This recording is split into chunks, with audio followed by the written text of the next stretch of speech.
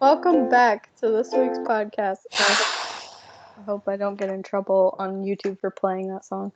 Woo! This How is you how I doing? do my vocal exercises, so it's not too loud.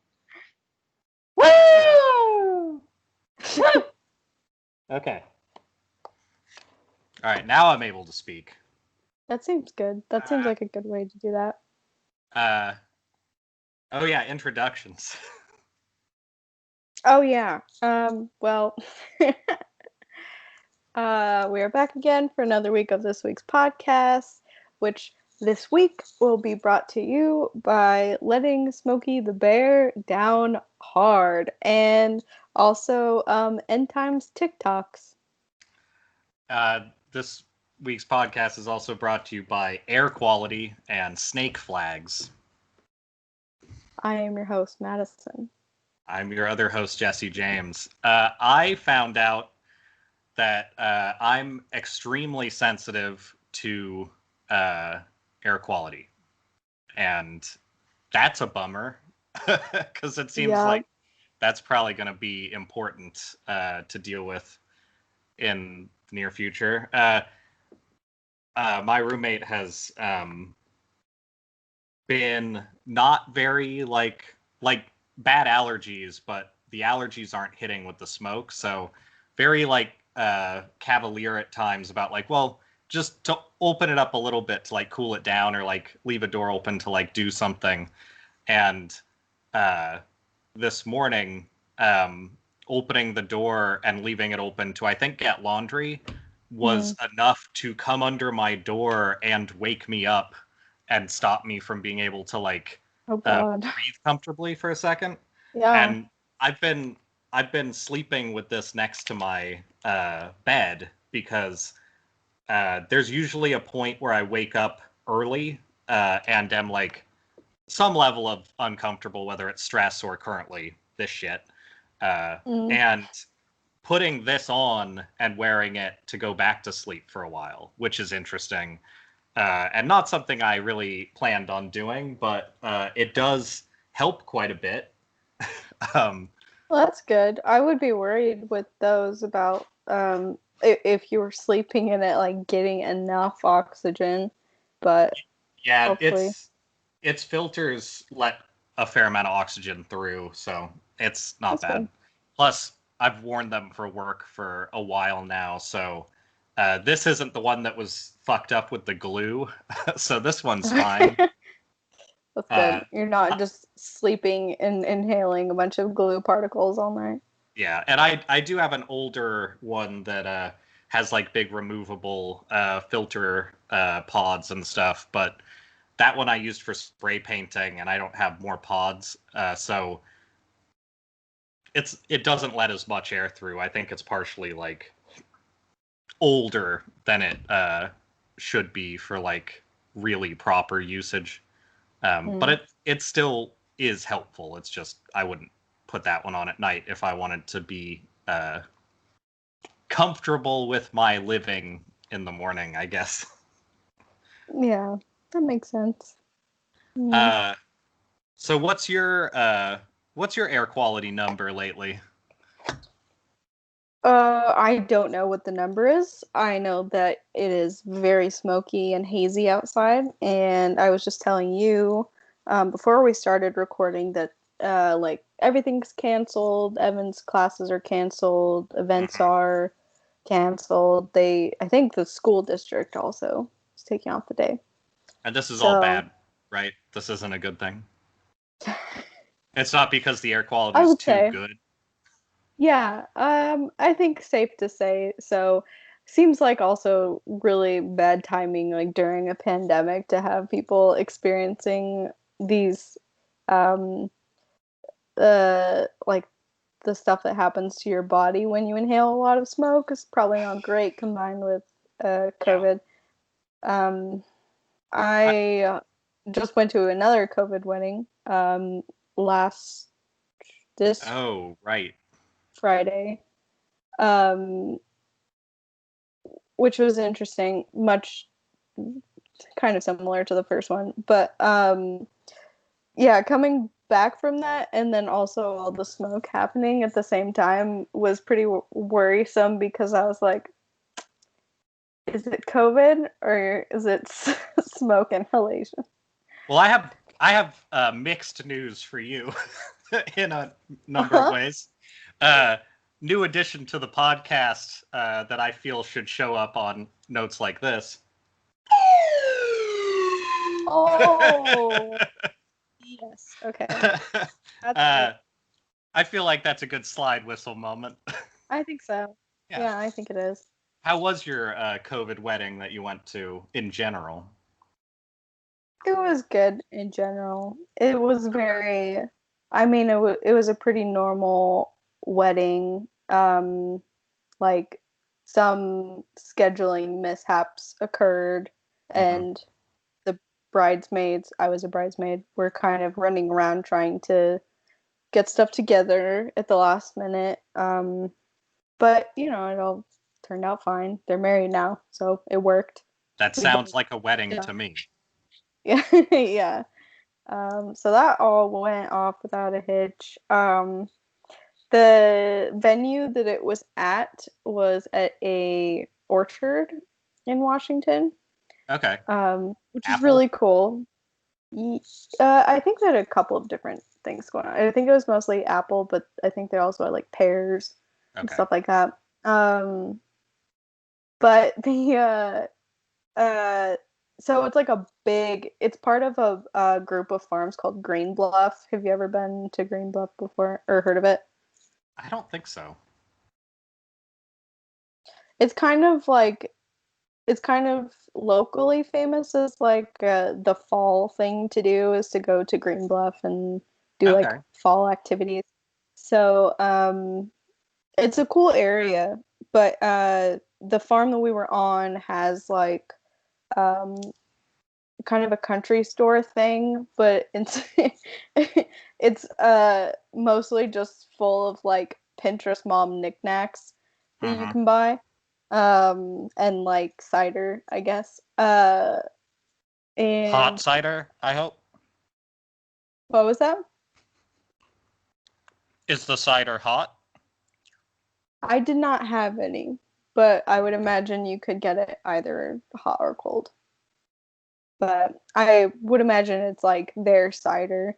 Mm-hmm. Um, and where was I going with this? Oh, all so in this country store, the owners must have been some brand of like anti-mask because Mm. they weren't like requiring people to have masks really anywhere. That wasn't, although it's in Washington, so I think it Right. is.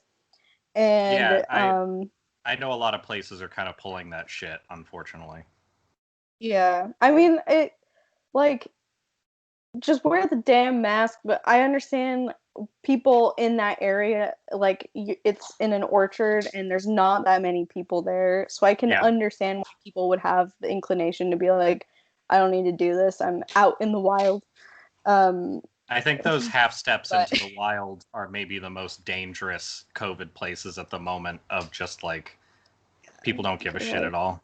Like with the yeah, coming of pumpkin patches, I'm actually kind of worried about that. A lot of people touching pumpkins and then acting like they're outside, so it's no big deal. yeah, like corn mazes where you just Hmm. enter masked and exit unmasked and COVID positive. Yeah. um we It is a scary corn maze, though. It's the most haunted house of all. You can enter normal and leave haunted. It's Yeah, an entirely new thing.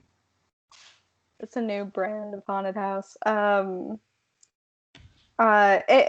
Anyway, the point of me telling you all of this stuff about the little country store is that they were some brand of like anti-mask, I guess, because they had all the employees had a mask, but it was like some weird plastic construction that had like a ring come out from your face and then like kind of a shield, but it covered just like your lips and nothing of your nose What? at all. And there's no like covering from your like enclosing it at all. So it's So just like a shield, but it's only like an inch uh tall so and they're goes around your essentially face. wearing a very lackluster veil. Kind of. I mean, I've seen face shields that like medical people use, and those come down like all like your whole Right. face is covered. This one was like uh just right here. It was like something you might see in Star Wars, but I don't. It was very obviously that they had purchased it to like comply, I guess, but Yeah. to also be like, "Fuck you, we want to show off our faces," I guess, because freedom. At that point, So it feels like they should just be wearing a fucking harmonica holder. Like, it what's the might as point? well. That would be a little bit more whimsical, Yeah. but it was just kind of like, I mean, they had to just the construction of them, that it had to have been more expensive to purchase those than to just buy masks for your employees that actually fulfill the thing that you're supposed to do. and Uh and, huh. and also at that point, like, I don't know that wearing anything was doing anything at all, so I don't know. Well, that's cool. I'm glad that they were really taking it seriously. Uh, Yeah, I'm quarantining again, so it is nice the rights of people and how they definitely take into account the rights of the people they're interacting with. uh-huh. Uh-huh. Yeah. It's unfortunate all around. I would not I definitely have opinions about having your wedding right now Yeah. and not making other plans, but that's just how it was, I guess. Well, So, on the topic of unions, uh-huh. I have another unofficial member of the podcast just off camera here, uh, which is Oh. my microphone buddy. I like him a lot. I thought you were referring to Nick. No, I'm That's a pretty referring to this good. guy. I like him. I believe I've had this forever, but I recently, in the same place that I found the slide whistle, found some other shit um, that may make an appearance, whether people like it or not. Well, I enjoy it. I think the slide whistle should have its own section or its own corner Well, of the here's my podcast. response to that. Uh-huh. Uh huh. Agreed. Very pro slide whistle. Um, Yes. I might do my outro with the slide whistle. We'll see. Yeah, I think that would be appropriate. Hmm. I might have some other things that I could outro with because this table got rearranged and restocked. um, You're just so slowly building like a one-man band situation over there. my entire life has been slowly building a one man band. uh, two accordions, acoustic and electric guitar, saxophone. Technically, I guess one clarinet. Uh, oh, what else is there? I know there's more. As if two accordions wasn't cool enough. Um, well, some hidden treats, a violin, uh, all of these and more. uh, Yeah, you're pretty set in the instrument department. yeah, none of Hmm. them in a state that I would consider sellable. So they are kind of protected by that status. uh, oh, a harmonica and a drum. I guess those are important to mention. Oh, yeah, drums. Homemade instruments probably don't count, but those are around. Uh, one of which is maybe the worst instrument of all time, but if I can find a way to bring it on, I will. I would enjoy that. All 15 viewers are going to be very dismayed. Let me. So I found your air quality index for that area. You guys are at 217, which is very unhealthy. The air quality index maxes out at 500, and safe is 0 to 50. Sick. And then here, so let's see, we got 217 for Moscow. What I was looking at before was Boise. Yeah, what's Boise at right now? Boise was better. Boise was like less getting hit, I guess. Here in Kirkland, we're at 240, which is, we were at 220, and then yesterday 230, and today 240. So that's a nice trend. I really enjoy that. Nice. But down by where, yeah, Go ahead. down by where friends and family of mine are in Oregon, it is currently 333, and it was yesterday afternoon, it was 450, which is like real bad. And then I also got a message from my my mother in Vancouver that was unreadable. It had passed 500 for a while, so they didn't have a reading anymore. It just had like a flat bar for it. So that's fun. That's what you want. Yikes. Yeah, that's pretty scary. Yeah. So How close is the nearest fire to you guys? none of the fires are super close to us. I think the closest ones are like up north. But I think the smoke we're getting is from fires that are south of us. Yeah.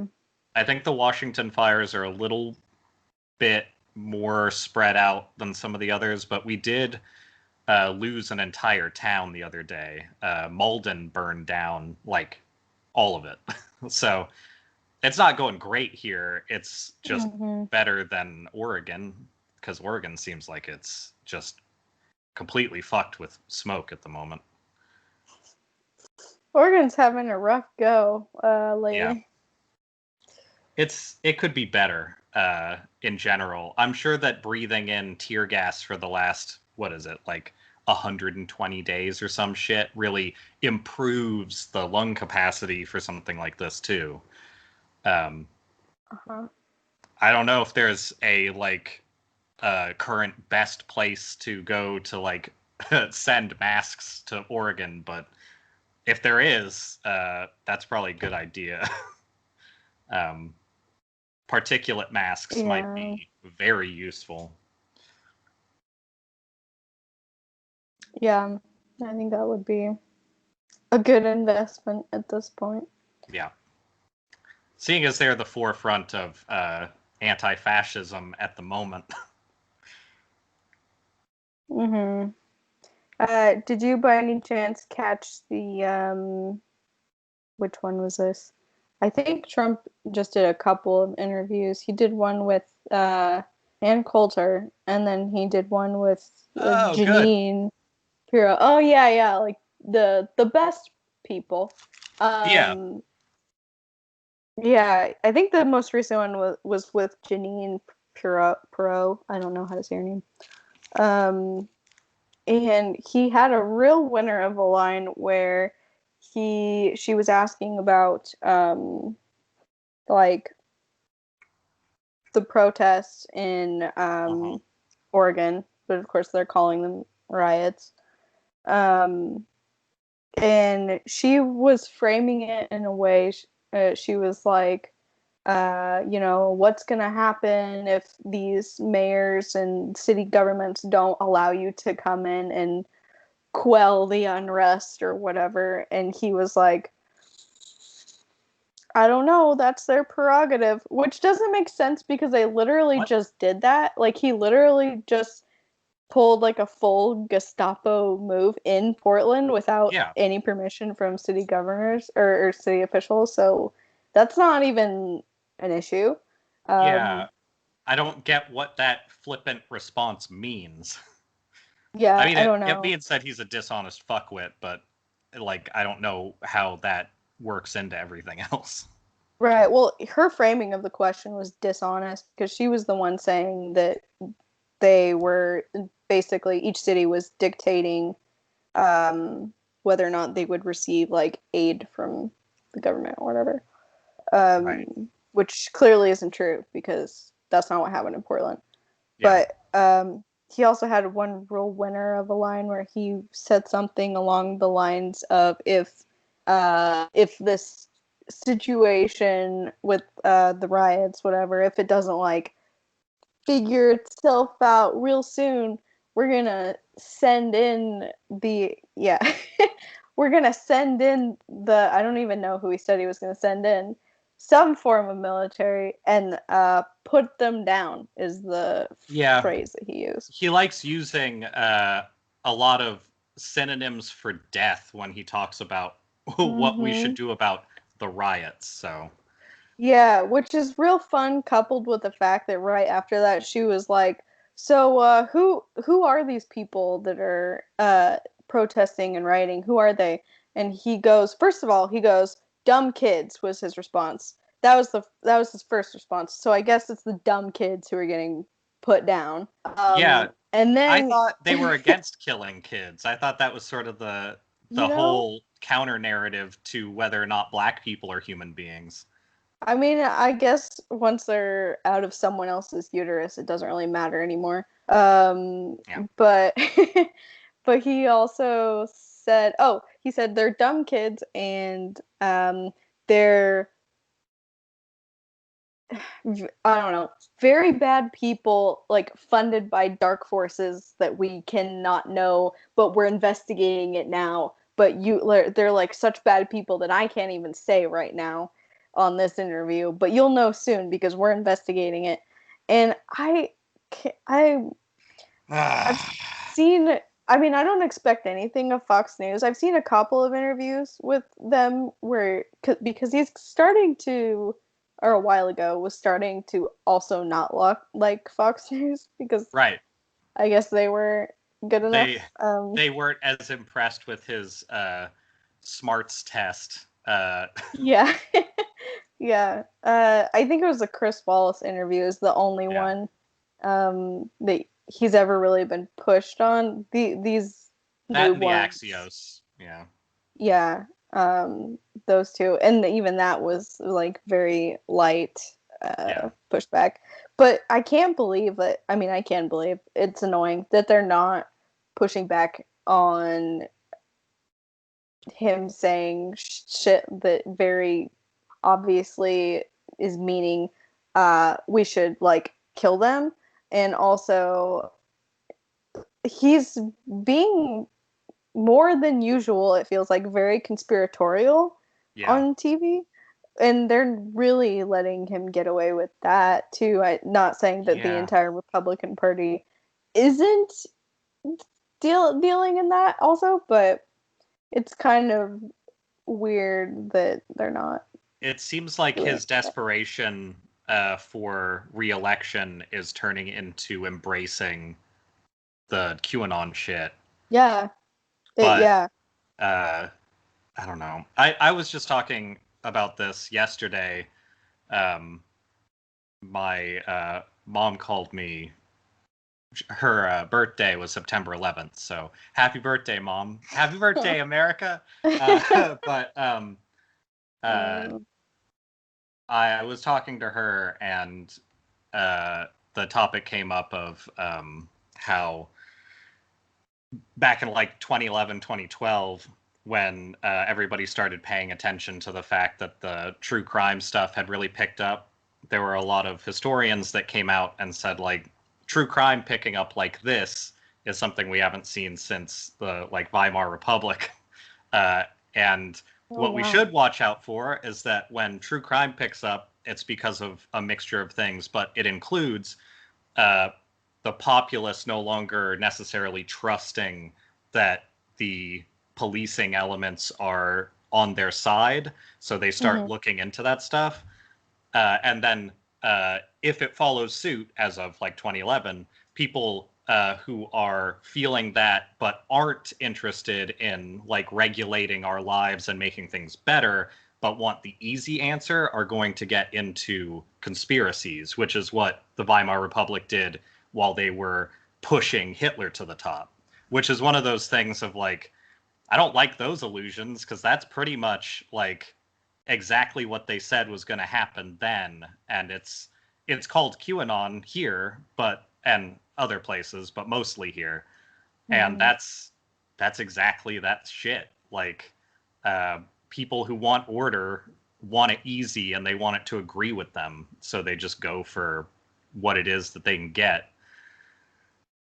And then the rest of us who want to make changes for the better are sitting looking at like old serial killers going like, it's weird that people would do that, while there's like people who are kind of embracing those things through a completely different means. It's And very even worrying. yeah, that is not great. I've never made that connection before, but that makes total sense. Right.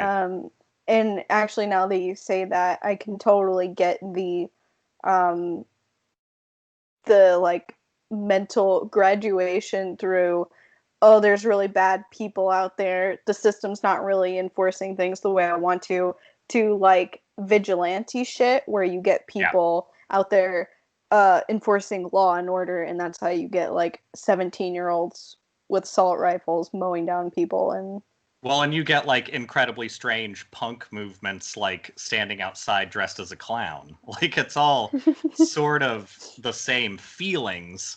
yeah. It's just people have different ways of expressing that stuff. And some people who may or may not be heavily lead poisoned throughout their whole life uh, might just take to violence Huh. as opposed to anything more productive, and then blame all the people who are trying to make a difference for telling them that they're not right about that. They're just brainwashed by all the colleges and the We've got education. to put down these kids, and we also need to defund colleges. I think that's really what I'm saying is, Yeah, uh-huh. those are the steps we need to take, not just generally restructuring how power is given to very central points. That's not the problem. That seems fine. No. Yeah, I don't I think so. actually want rich people to be richer, because then they're just gonna do more charity work, and it's Oh helpful. yeah, they're just gonna create more jobs for us to Those have. those kids that they have making their shoes until they die are gonna get $1 more an hour, and that's gonna be dope. That's rich for their country. Yay! You don't seem as positive about this. I don't really get Oh, I'm positive. Haha. it. Having a tangerine white claw because nobody else likes them. Those are good ones. I like the tangerine ones. I'm currently drinking also a mixture of things nobody else likes. A remainder of really weird flavored vodka that I had. What flavor was it? It's mango. It's not that bad. Oh, okay. It's all right. I put it in some like grapefruit juice mixer thing, and now it basically just tastes like grapefruit. So I mean, that's an effective mixer. yeah, it's pretty alright. I still have I'm not mad about it. mango icing, and I'm waiting until I have a good opportunity for, I don't know, like the next time I feel like I need to dye my hair or something, the like the anxiety tendencies flare up. I'm gonna use my mango juice icing on some pancakes. I think that's my one cigarette in a cigarette pack somewhere hidden in the house method of like, it's there if I need it. Like that tiny little hit of heroin just like in a couch cushion is that icing right You now. just gotta, yeah, you gotta have a stash, just like to know that you have a stash. I don't need to use it. I just need to know it's there. Yeah. Oh boy.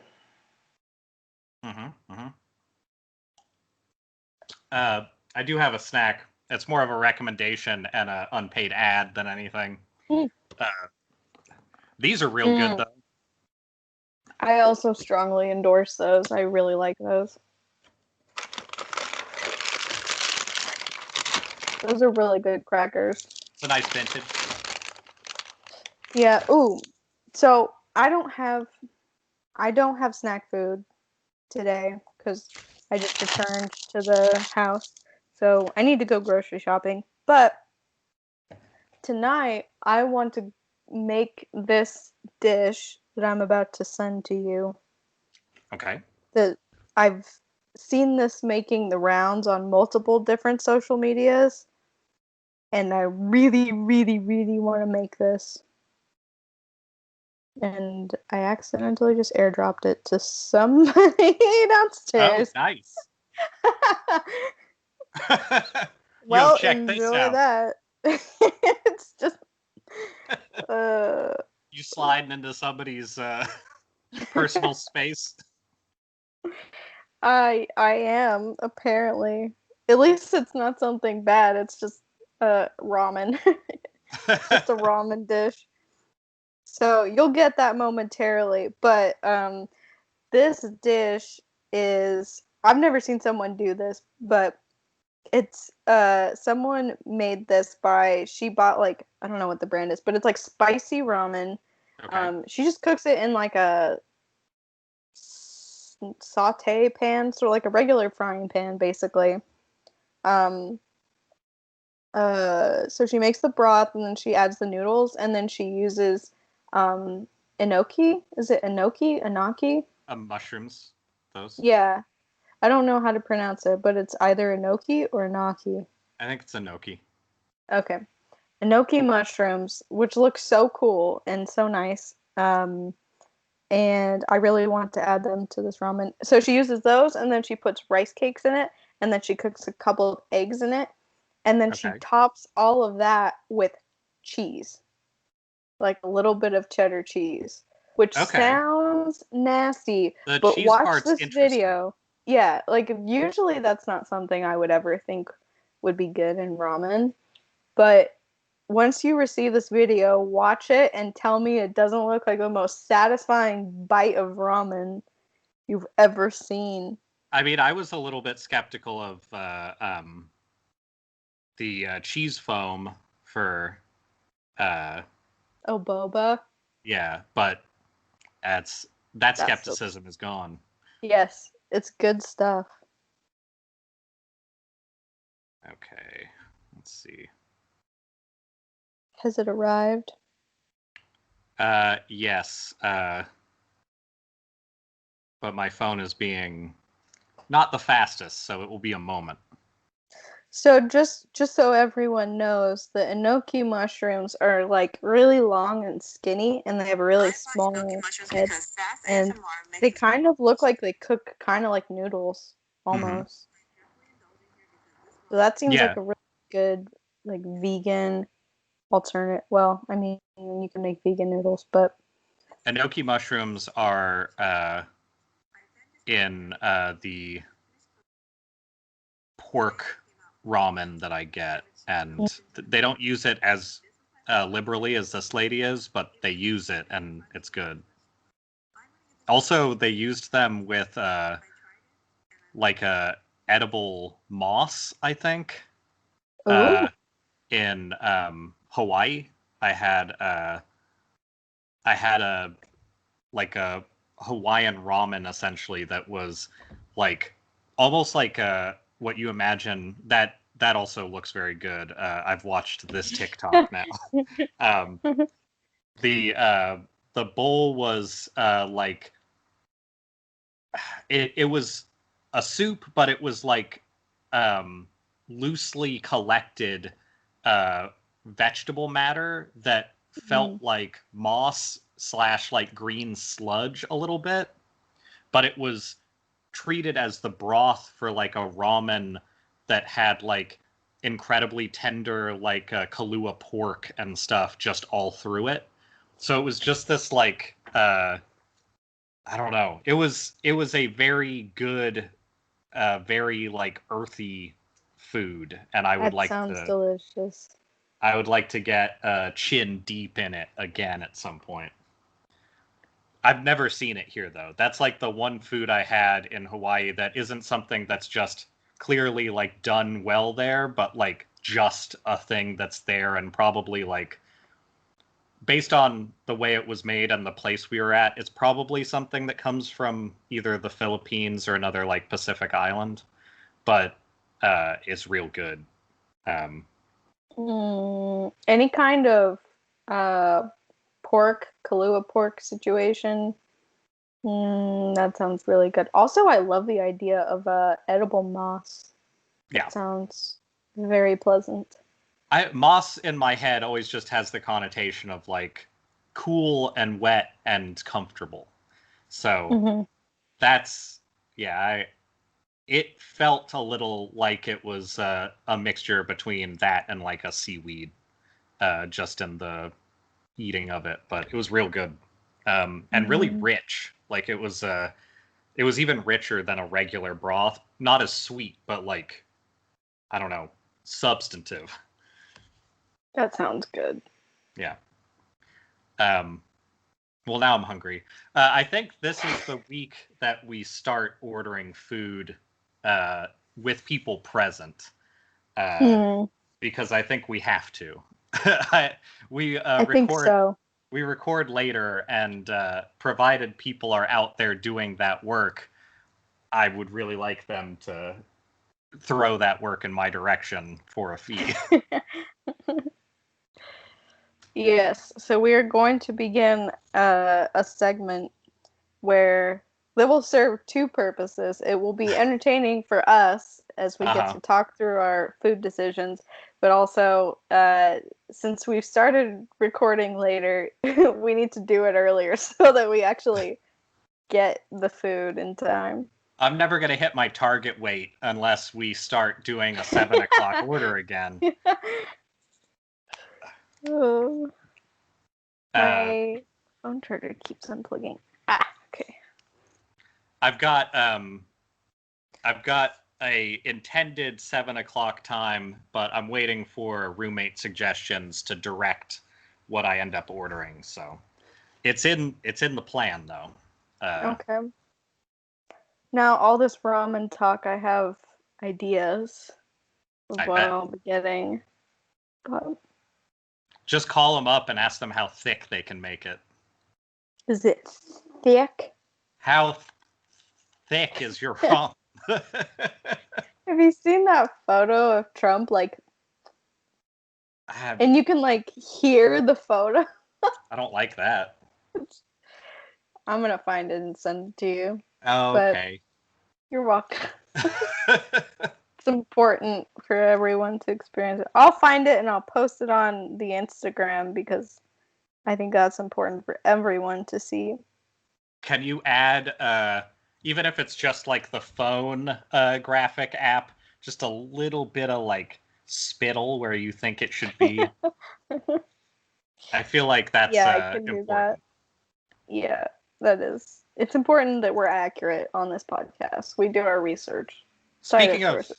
important endeavors, I so I have like a group of 4 people right now, I guess, on a Minecraft server, Mm-hmm. as you do, and uh, all of them but me have not really played Minecraft more than like just seeing it before now. So I essentially have one person who's like dabbling and 2 people who are now like hard addicted to it in the server. And it's really interesting seeing how different people interact with that game. Like right now, I don't know. I guess I've always just kind of used it as a way to satiate exploration lust. So like my whole thing in that is creating a big underground room where I'm slowly piecing together a giant mural of the map of the like world as we have it.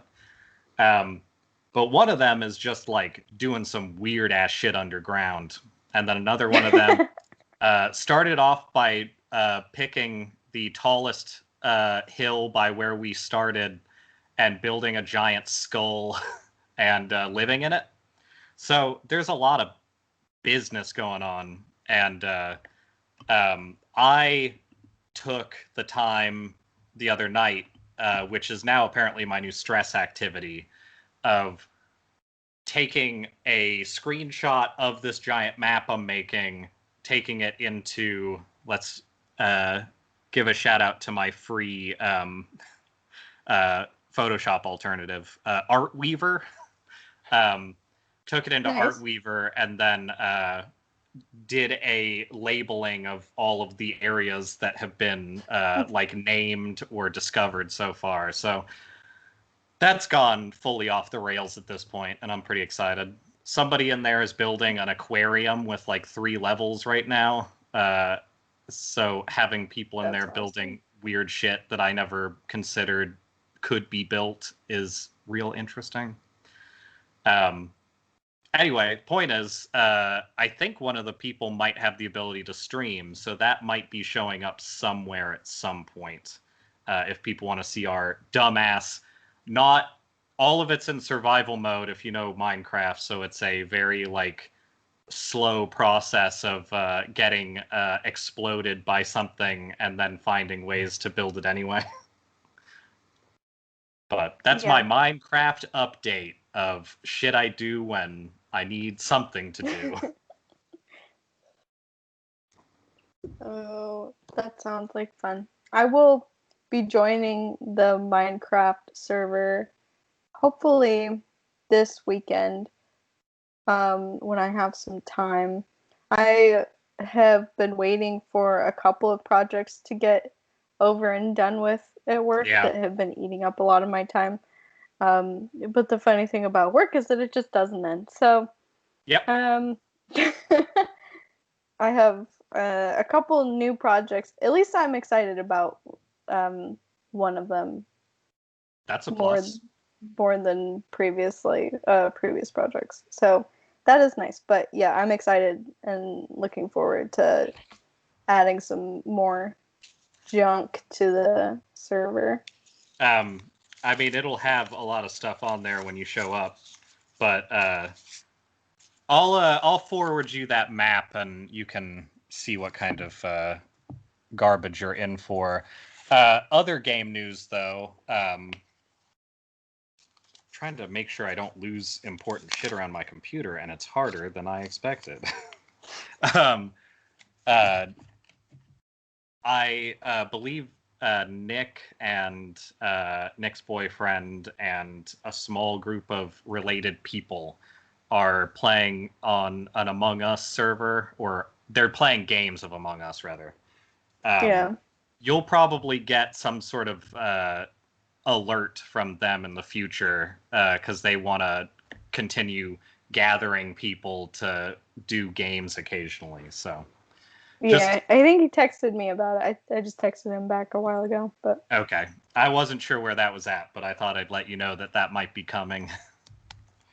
I'm very glad that he did let me know, because my typical group of Among Us people have been pretty busy lately, so I have not gotten to play the correct amount of Among Us, which is too much. Yeah. Well, that's good. So hopefully they will be able to fill in some of those spaces.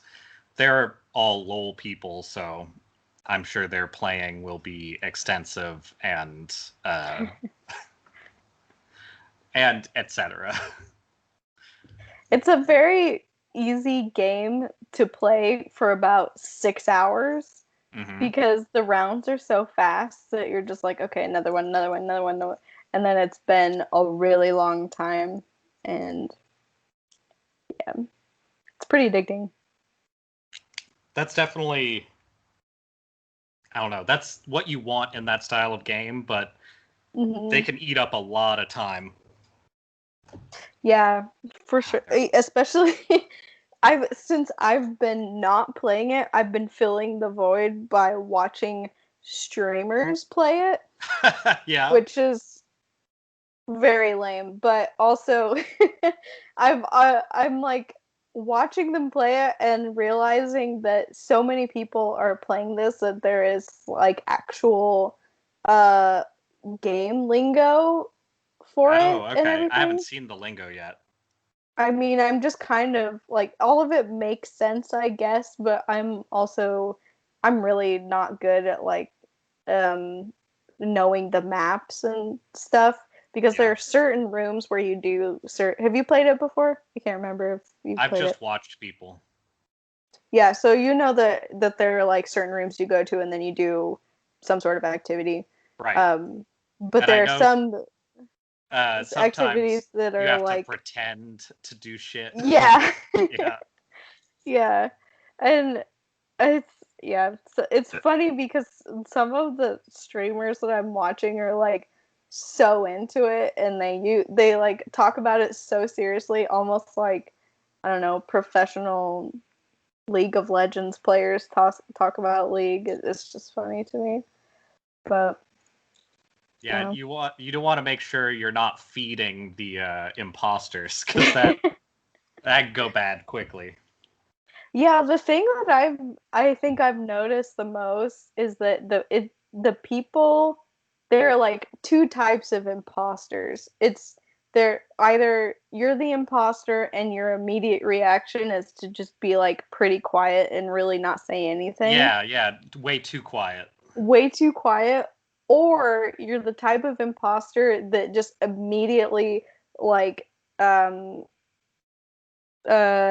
what's the word I'm looking for is the bulk of the conversation and it's like constantly blaming other people. Yeah. Yeah. But I'm really not good at I'm not good at games where you have to like lie a lot. It honestly feels kind of like werewolf derivative games and stuff where it's not about what you're doing, it's about like body language through an internet interaction. Yeah. So you're kind of having to use your face in like talking to people, but you're not having to like look at someone in the room, so the game takes the place of that stuff. Yeah, It's like interesting. faking tasks and stuff. Hmm. That stuff is so funny to me. My favorite players for the imposters so far are the people who just slowly run into a room and kill a bunch of people and run away. uh, that's always the like. I don't know. It seems like it would be the most effective sometimes, but it's definitely one of the more entertaining versions of that. I always think it's the funniest when you've just started a game and you're not like 10 seconds in and there's already a body reported. Yeah. And it's like, okay, really getting after it. But, Also, finding out that there's places where you can see other places via security cams is fun. oh yeah, I don't know how I feel about the security cams. That's such a weird. I don't know. Initially, I saw that and I was like, oh, that's pretty like anti-fun, but Yeah. sometimes it makes for interesting scenarios. Well, like you have to have somebody there to see it, but also Mm. if you know where that stuff is, you're never going to do anything in the security cameras. My ideal situation with them is that somebody would be nervously hiding in the security cameras uh, while somebody else is waiting for them outside of it. But um, Yeah. I love walking into the security cameras room and there's immediately just a dead person in it. yeah, It's like, oh, uh, the irony. But I'm not good at utilizing the vent systems. That like whole thing freaks me out just because I know that I'm gonna get like caught on one side of the map and then go somewhere else and they're gonna be like, how'd you do that so fast? yeah. But Well, and for people who yeah. don't know, there's a voting system. Mm.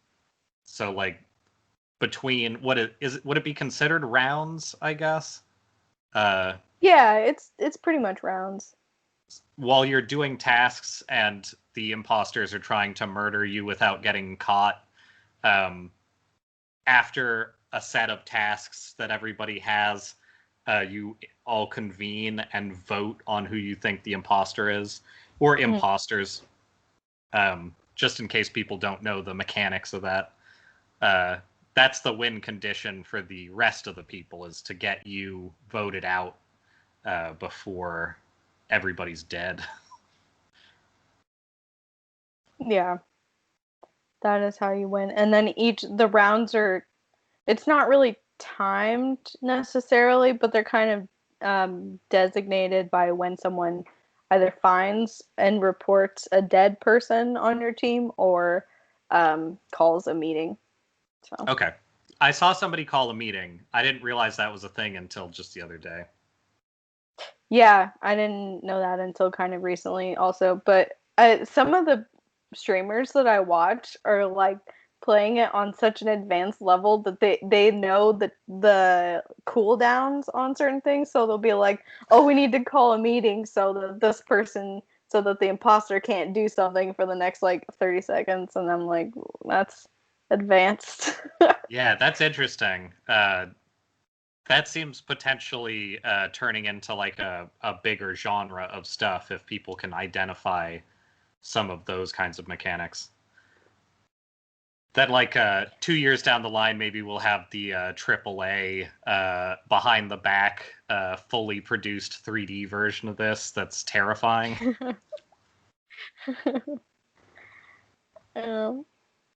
Some of the people have also put together like an actual ranking system that is just completely subjective. I think it was just one streamer in particular. I can't even remember his name, but he had put together some sort of ranking system just on his, like, according to him. It was pretty funny. I don't know. That seems like a game to keep an eye on, though. It kind of feels very Fall Guys-y.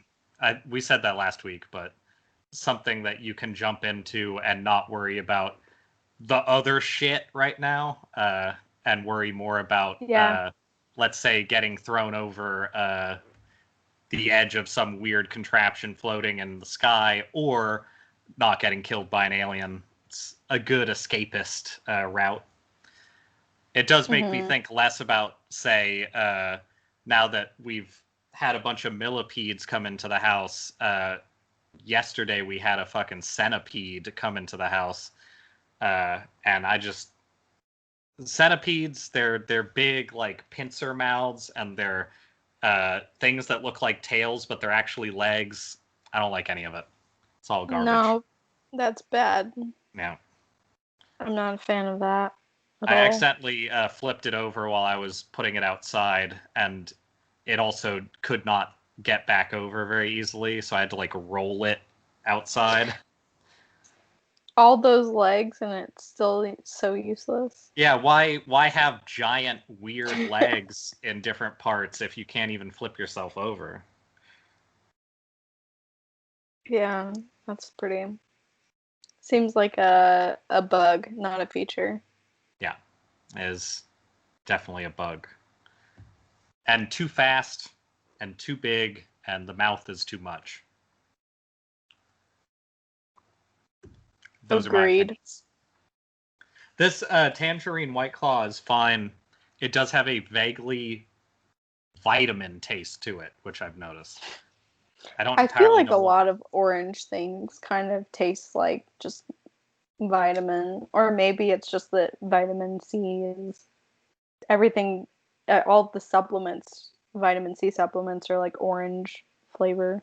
Well, orange peel tastes kind of vitamin-y too. I think it's something about the way they're flavoring it. They want that flavor in there, but it just feels like the way that they like make fake banana flavor, where it tastes like somebody like shot confectioner's sugar into your face.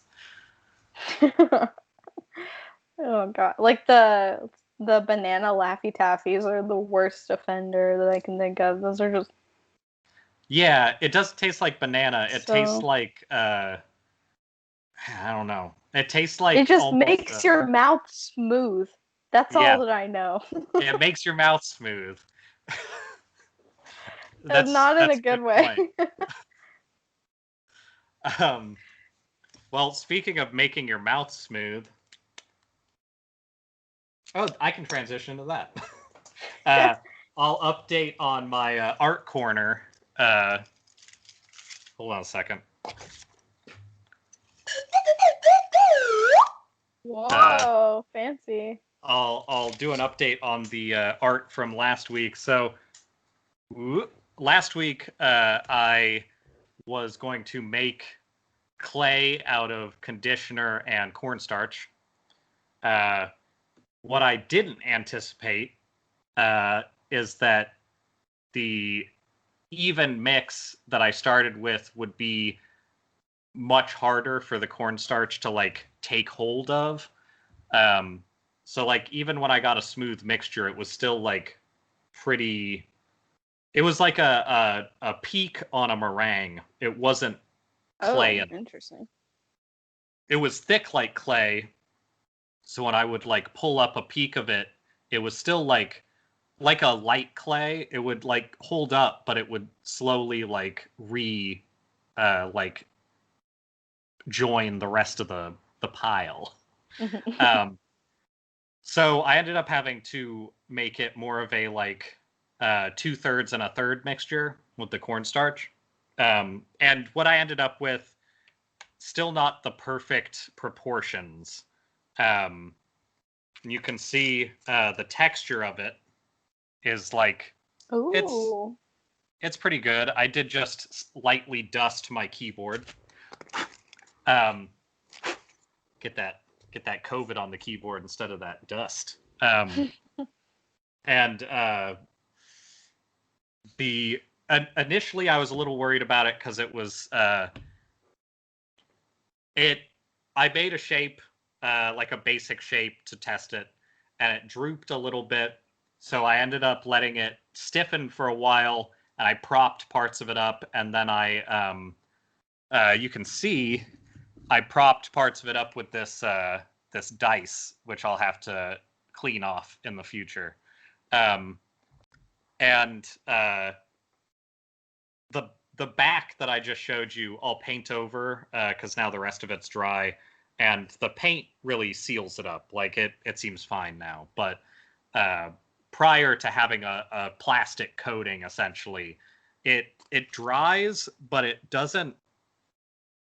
Now I would say it's set now like a pre-fired clay, like a hard pre-fired clay, where it's still kind of cool to the touch, and it's a little bit pliable if you're not afraid to break it.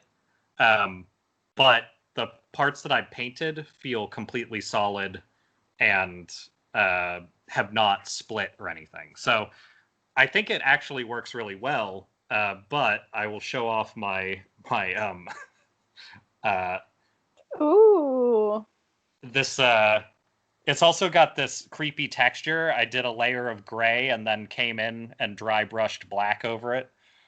So you can really see like a sort of uncomfortably skin-like texture. And I love the teeth. yeah, it actually worked really well though. This is like nice and solid. It feels like a painting. It doesn't feel like it's giving anything, and it smells like fructis. Yeah, I was gonna ask. It just smells like a solid block of conditioner, and every time I touch this part, my hand smells like conditioner. So like worst case, you're gonna smell like a hair conditioner a little bit. I wore gloves to like finish the mixing after I actually used just a bowl and a whisk to mix it. So like it was very simple to mix. Conditioner's not very thick when you actually have it in volume. And yeah, I would suggest it if you want something cheap. I'm going to try again, but I'm going to make a tinfoil skeleton and then put the clay over it. And I think that'll dry better because this is the thickness of this, and that's why it took so long to dry. And I ended up having to cook it to make sure, like just in little bits. I put it in a toaster oven at 250 for like 20 minutes, Um, and it did crack prior to painting some bits that were a little thinner. But who cares? Like it was a test anyway, but I think it actually came out really well in terms of like whether or not it'll work. But yeah, Yeah. so if you have acrylic paint, cornstarch, and uh, conditioner, just do a 1/3 conditioner, 2/3 cornstarch, mix it until it's like smooth, like a frosting almost, and then use that. And I would say build a mock-up of the statue or whatever you want to make with tinfoil, and then put it over it and shape it, because it does definitely droop a little if it's not held up with something prior to getting finished. And if you do cook it, put it on tinfoil when you cook it, because before it's painted, if you rub it too much, it'll flake off, kind of the way that like cornstarch anything will. Yeah. So you want to be a little bit careful of it at the start, but it totally works. So That's really cool. I would give it a shot if you are, say, finding yourself with extra time and needing something to do in quarantine. I'm a big fan of the scented aspect. I think that's pretty cool. It was weirdly pleasant. I was expecting it to be like scented, but so much so that it would be like aggressive or like I wouldn't like it. But it's totally fine. Like it smells like when you're washing your hair would smell. It doesn't smell like putting it on your face or something. It's very subdued. I think the cornstarch also doesn't really have much of a smell, so you don't get a weird mixture of anything. You just get like the smell of sort of smelling out of a bottle of something. So I would just look around until you find a smell you're fine with and a price you're fine with, and then do that. Yeah. And it doesn't require you to be outside, and it dries better if it's hot out, so may as well give it a shot. Yeah, it's actually thankfully starting to kind of wind down here. It feels like starting to feel more like fall actually, which is great. And I've been ready for that for a while, but Yeah, it's better. Kirkland is still 21 Celsius, which is hotter than I want, but I'm hoping it gets down to like 16 to 14 in the near future. What's on your hand? oh, I was testing different lipstick Okay. shades. That's I what I have thought, but Yeah, I have 3 different shades of brown, and I was trying to figure out which one to do. okay. As long as it's not a, I don't know, cigarette burn. Who cares? uh, it seemed like that's what it had to be, but it seems like everybody's getting some weird malady lately, so it's always worth checking. I mean, yeah, I could see that seeming like a weird malady. This is pretty much any time I do my makeup, my hands are always fucked up because I'm doing You just got to shit. start wearing fancy gloves. Oh, some like elbow length. Yeah, That would be pretty nice. the elbow like jabbers that actually run up to the shoulder. Those are always Oh, unnecessary. that sounds pretty nice. Very Uh, superhero-esque. I've been really into very like extra clothing lately, so Yeah. that I would go along with that.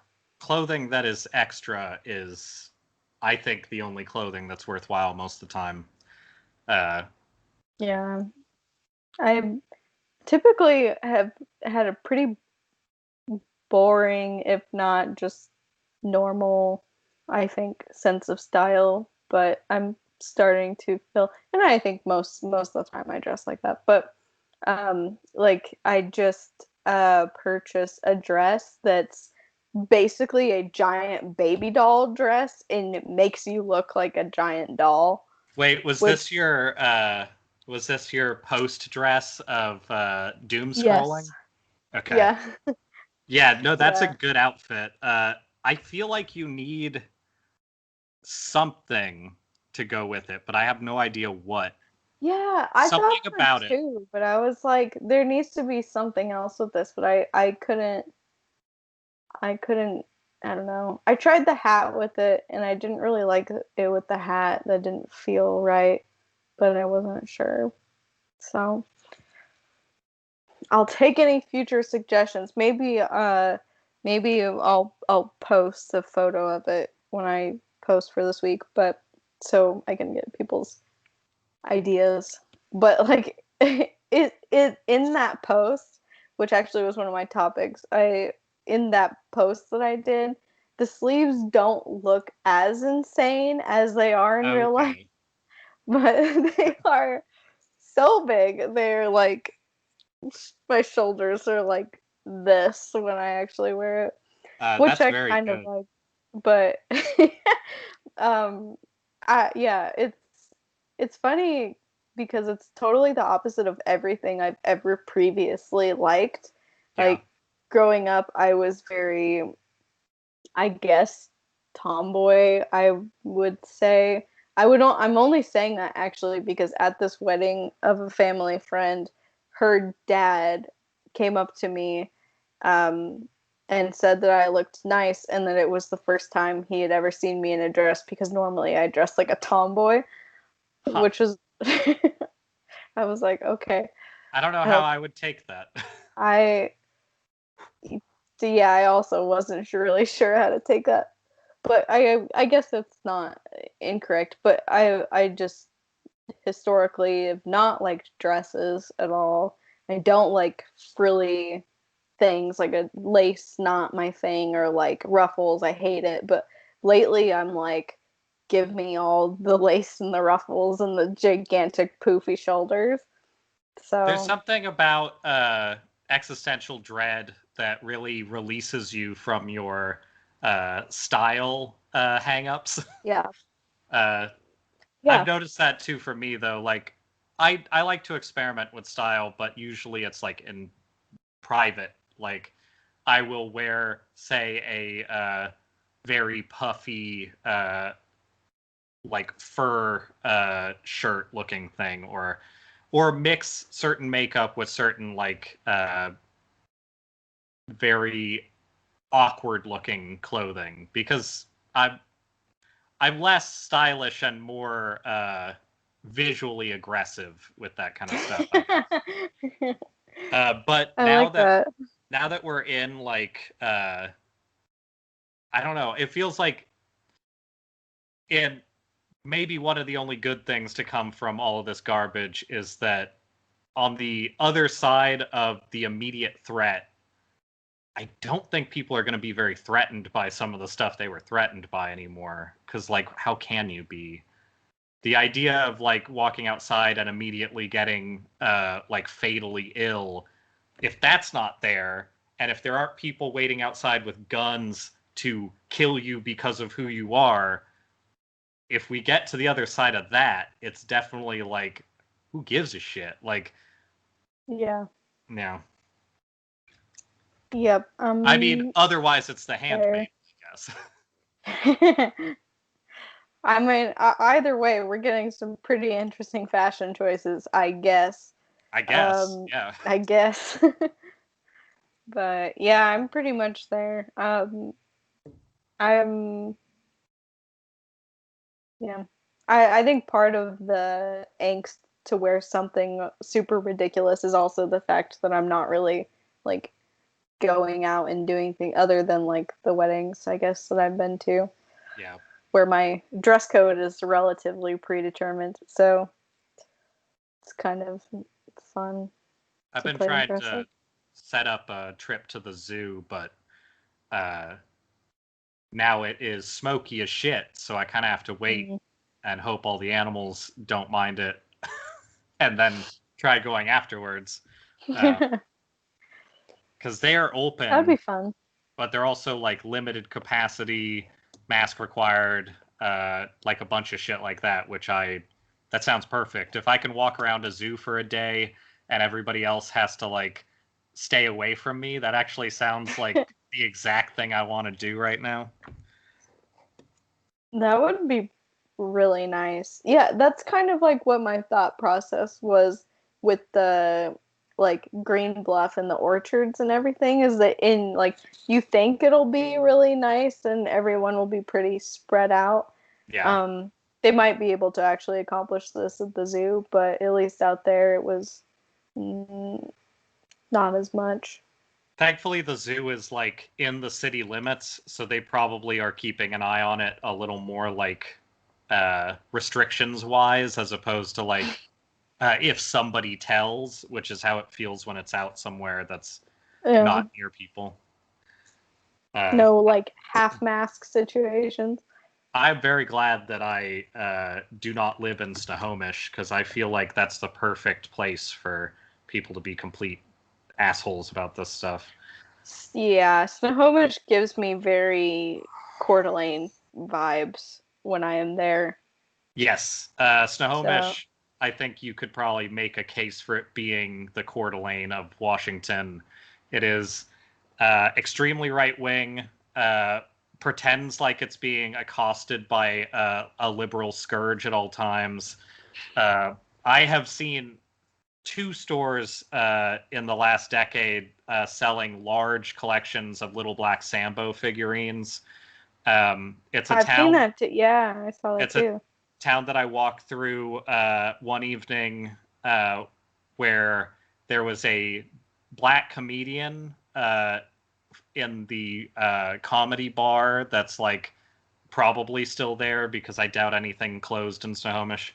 And he seemed pretty good. No one made a single sound. And that bar was like full of people, and it was the most like uncomfortable I've ever been for someone else. Uh, and I was just looking in from outside, but it was just like a oh no. Uh, Um, and they find dead yeah. bodies in the river there because people get drunk and fall in, or they don't. Who knows? But that place sucks. Their claim to fame is having a fucking restaurant called the Cabbage Patch that makes good cabbage soup. So Snohomish can eat shit. Yeah, that's not a very good claim to fame. That's too bad. It's I a like very white claim to fame. it is very that is aggressively white. I've been there like a couple of times. My grandma grew up there and went to high school there. Yeah. So I've gone like with her and there's one store that I really enjoy that's basically just plants and Oh nothing yeah. else. But the rest of it is very Coeur d'Alene kind of Yeah. Pinterest mom sort of. And then there's just a bunch of antiques, which are nice, but also Yeah. I like antiques they're a mixed as an bag. idea, but they go bad pretty fast sometimes. The things that people think are Yeah. important to keep track of can be a little worrying, and it can be confusing as to Hmm. why they think they should be keeping track of them sometimes. Yes. There are some questionable choices in No. some of those Uh, antique stores. but antique towns are always going to be weird. So, you know. Good thing um, we are, I don't know. Speaking of not being where you are anymore, that's my transition. Yeah. We had talked a little bit previously about like I don't know, thinking about moving, or I'm thinking about Oh, yeah. moving. And we were talking about where you would want to be Mm-hmm. if not in your current situation. And like I told you previously, I don't really know what I want to do. Yeah. I'm kind of in the boat of I until I don't know. I think until COVID is over, which is it's not ever going to be really. Um, Uh, I don't know. Yeah. I I mean, I have a passport, but I don't have a skill or a job that's going to allow me a visa or anything. Like, there is a part of me that feels like if I could just go to, I don't know, like Korea or even like if there was some way to get like some sort of art residency in anywhere, whether it's yeah like um, I don't know, like Japan, China. I could do certain European countries, but I feel like I would hate some of them. I would go to the stink town that is Paris and just enjoy that action. Montreal would yeah be fun, and I could get hated by all the French speakers. Um, like there's things out there that I would enjoy doing outside of the U.S. I just think monetarily I can barely exist in the U.S. I don't know how I'm going to exist outside of it, unfortunately. Um, yeah but aside from dreams of going places where I can eat food that's actually good and live in a place where, to some degree, they don't consider you a commodity, uh, I would also. I'll tell you about some videos I've been watching lately because they're real good. I I have thought about potentially going to like Alaska or one of the places where I have family and have. I was born in Alaska, and there's a lot of space up there, and there's a lot of like I think what people consider uh, relative freedom in the U.S. at least, where you can kind of exist out in the middle of nowhere if you need to. And while I wouldn't want to go to like a large part, like a populated section, like I probably wouldn't go to Anchorage, and I like Anchorage is maybe the worst part of Alaska. And I probably wouldn't stay in like Wasilla now that it's grown a bit, but I could go to like a Palmer or even a Talkeetna, live with uh, weird hippies or some shit like that. I imagine I haven't been in a few years. I imagine Talkeetna is Pinterest Mom, the Alaskan area now. Like that's sort of their aesthetic is weird stuff that's not too weird, but it's weird enough. it's quirky. Yeah. Um, but I could see myself trying to get like a job in a place like that that needs jobs but isn't like necessarily a big industry place. Um, and I think they do have cheaper places to live around there as long as you're willing to like deal with it. And Mhm. I know what you have to deal with in that state, and I am kind of okay with some of that stuff. So that'd probably be my in the U.S. move. More likely, it would be having to go to like one of my parents' place for a while based on money, and that's all in Oregon, and it's all in Oregon or right like directly over the border in Washington, and I don't know, like that area is fine, but I don't know that there's anything for me in a community like either of those places. Yeah. And that's probably the hardest part is finding a community that you can be a part of at all, but also hmm not being where you've built all of your connections, you know?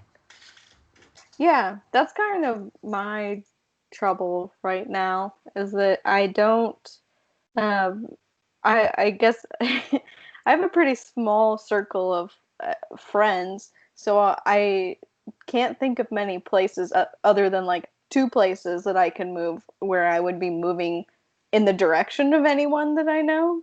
Yeah. So, I mean, and I've those places would pretty much just be like Spokane and Seattle.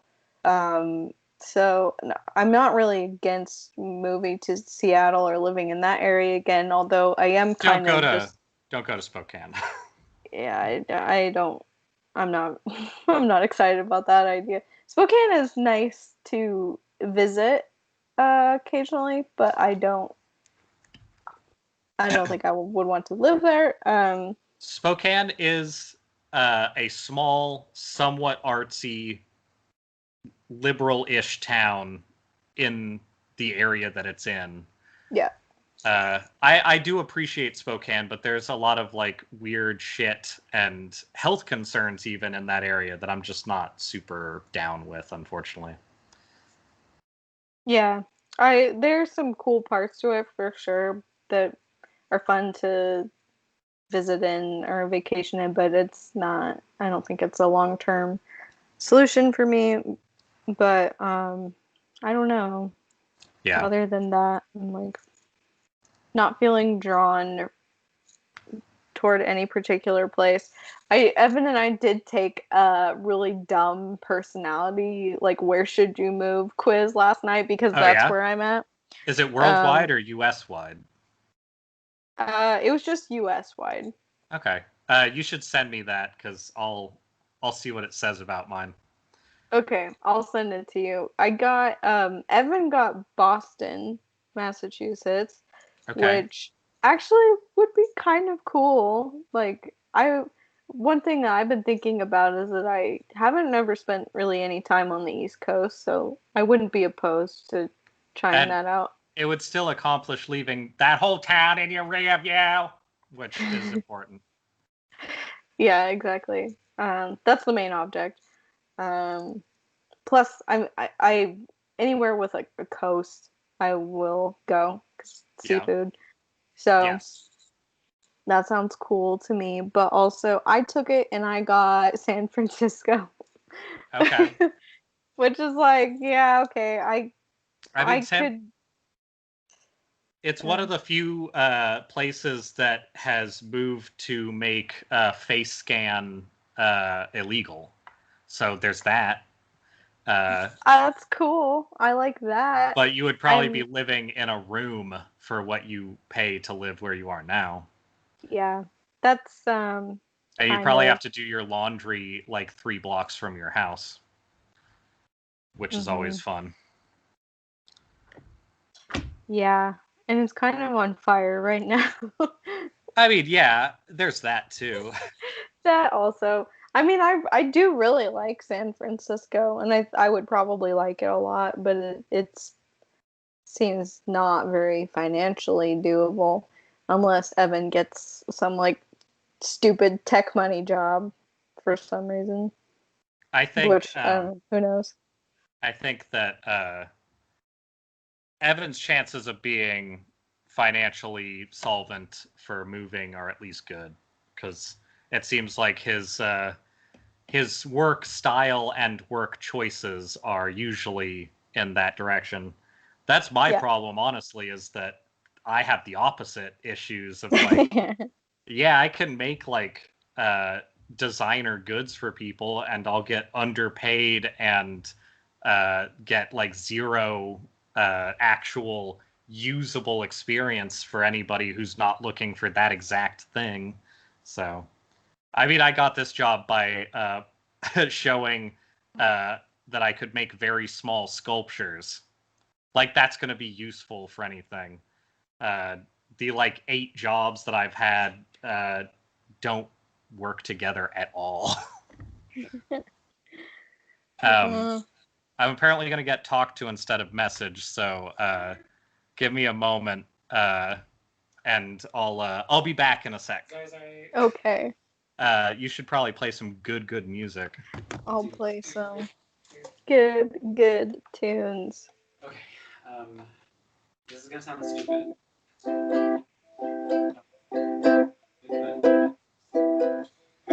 Was that like the absolute stars? I saw it up there. I was like, whoa. Yeah. Because they have all sorts of shit.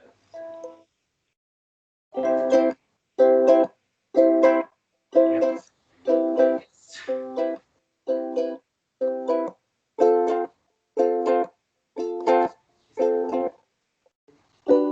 No.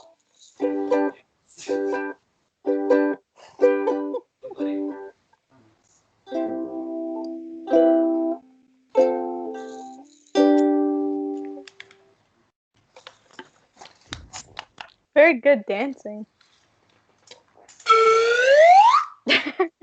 Thank you. Was that a food discussion? It was. It looks like we're gonna see about getting Panda Express delivered. So Oh I boy.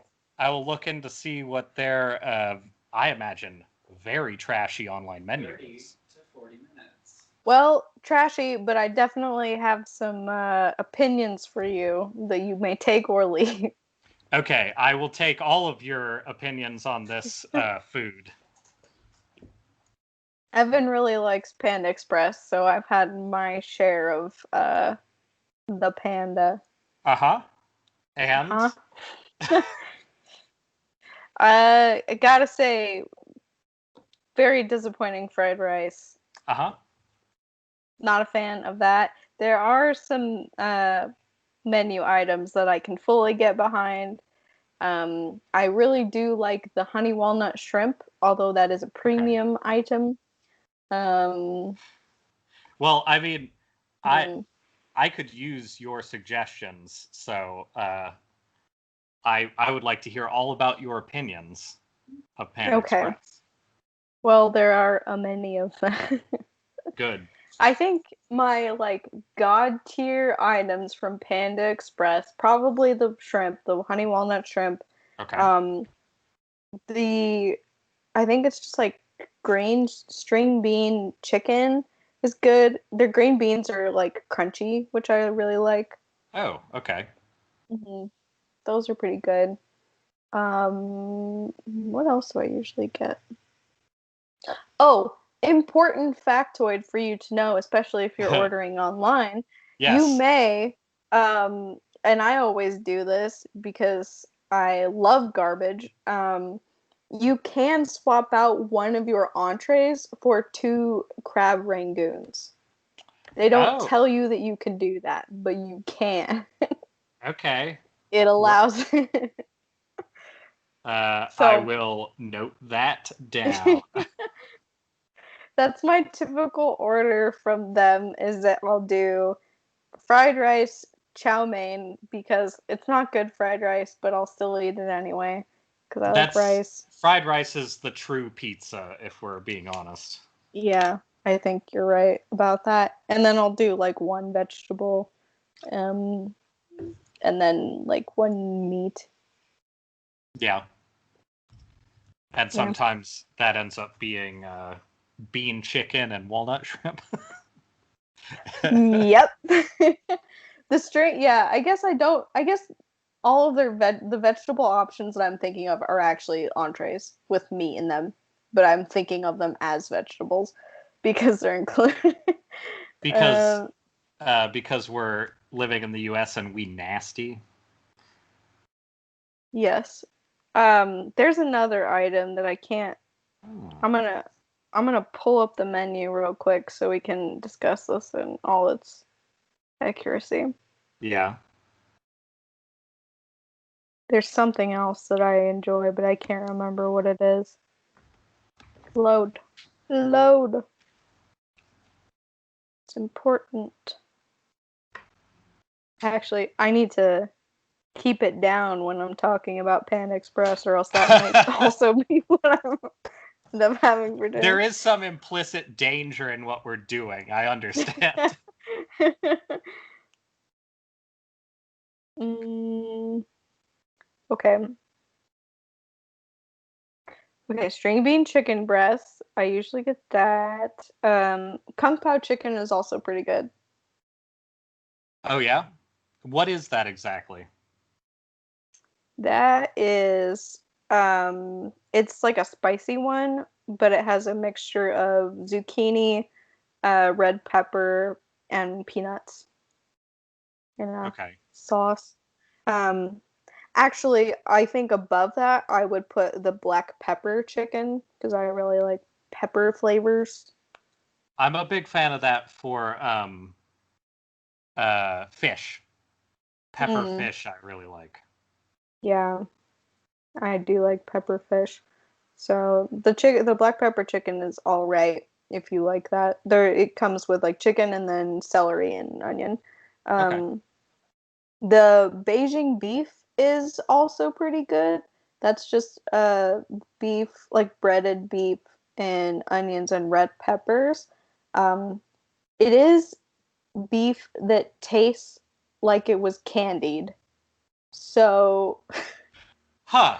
that it is very sweet. I'm It is good. Can I say I'm glad to hear a skeptic's take on this stuff, because I feel like the only people who want to acknowledge its existence are very pro it, and that's just not realistic. Yeah, I uh I feel like I have some bias when it comes to Asian food Uh-huh. and the quality. But I think those are my top items. Like the Beijing beef I like, but it is very, very sweet. So if you don't Well, want and to be overwhelmed. if I'm gonna do something sweet, I would do the honey walnut shrimp. Like that's just it's worth the extra $1.50 or whatever to get something that isn't complete crap. That's what I think. Although sometimes you do get screwed on the amount of shrimp. They really That's just gonna happen. occasionally. Yeah. The candied walnuts though are so good with the Okay. shrimp. Well, that bit of deciding I was doing just got decided then. Okay. But Okay. So let's see. What else besides the shrimp do I want? Orange chicken seems like it would be not good just in general. Um, their orange chicken to me is just very basic. Like you could yeah. buy that in a freezer section and I eat it think I yourself. remember having it at some point and liking it less than the orange chicken that I got at a Safeway. So, yes, that sounds right. That sounds, yeah, accurate. All right, Uh, now to see if this ramen that I wanted is available. yes. What kind of ramen are you after? Pork?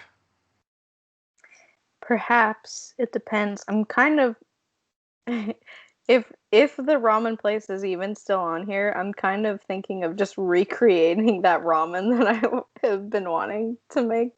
Okay. I don't know. I don't know that they even have one with inaki mushrooms in it, but I which is mean, honestly what I'm most excited about in uh, a dish.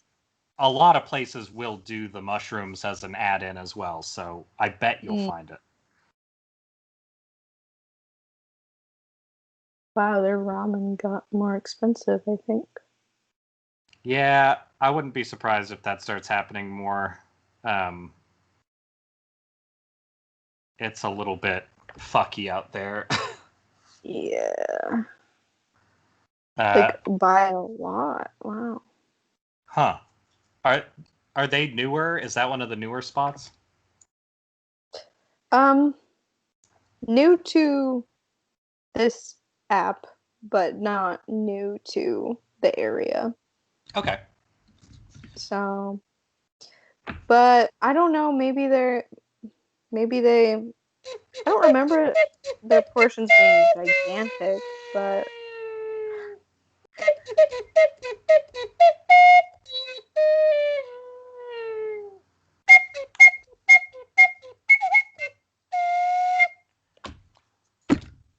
That was your food selection music.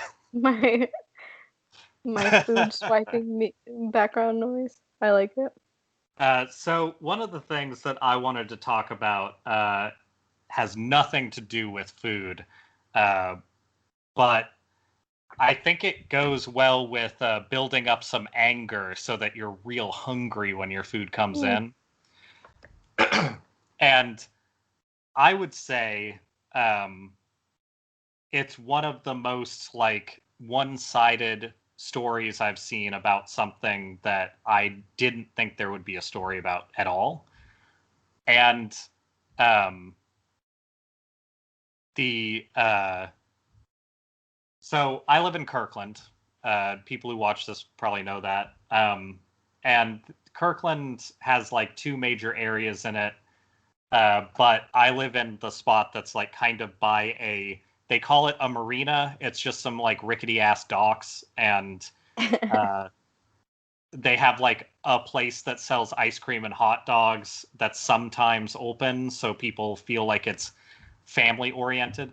This whole area is just a weird like facade for waspy intentions, I feel like. And like we have a baseball field as the center of this town that is only used by like Little League, and it feels the most like, I don't know, not dishonest, but like misrepresentative thing of this area, because it's all like very large cop presence and a lot of other stuff. It's obnoxious. Anyway, so Yeah. there are only like three ways to effectively exit Kirkland while headed anywhere else, without just going kind of off into like little communities that are like in the woods, kind of, or like in shitty areas that are just suburb. Um, One of those going towards Seattle is like a main drive that we used to take also that goes down past like the water. And Mhm. there's one big house there that's starting like 2 years ago, especially, but seemingly always, has had like American flags and then like Trump signs and Trump flags and shit like that. And they've just kind of always had like displays out in front of the house. And they keep getting worse and worse. Right now, uh, that house has four giant flags sticking out of the side of it. And it's a big house, but these flags make it look like disproportionate. It has an American flag, a Trump flag, a Don't Tread on Me flag, and something else. And for a while, they had like a rainbow flag as well, which uh, just felt so Oh, fucking shit. like dishonest. And they also have like a bunch of signs out in front, like stuck in the grass. They're like their house is elevated off of the sidewalk, so it's also Mhm. got the sidewalk raised up a yard and then the house. So they're like classic suburban like house fortress kind of house. They're on the corner of like a major area that overlooks the water. It's a very rich place to have a house, and it's a very like shitty way to display to like literally anybody on that street is going to have to look at this like very very pro Trump thing, which on its own I think is obnoxious, but like you can do what you want. um Mhm.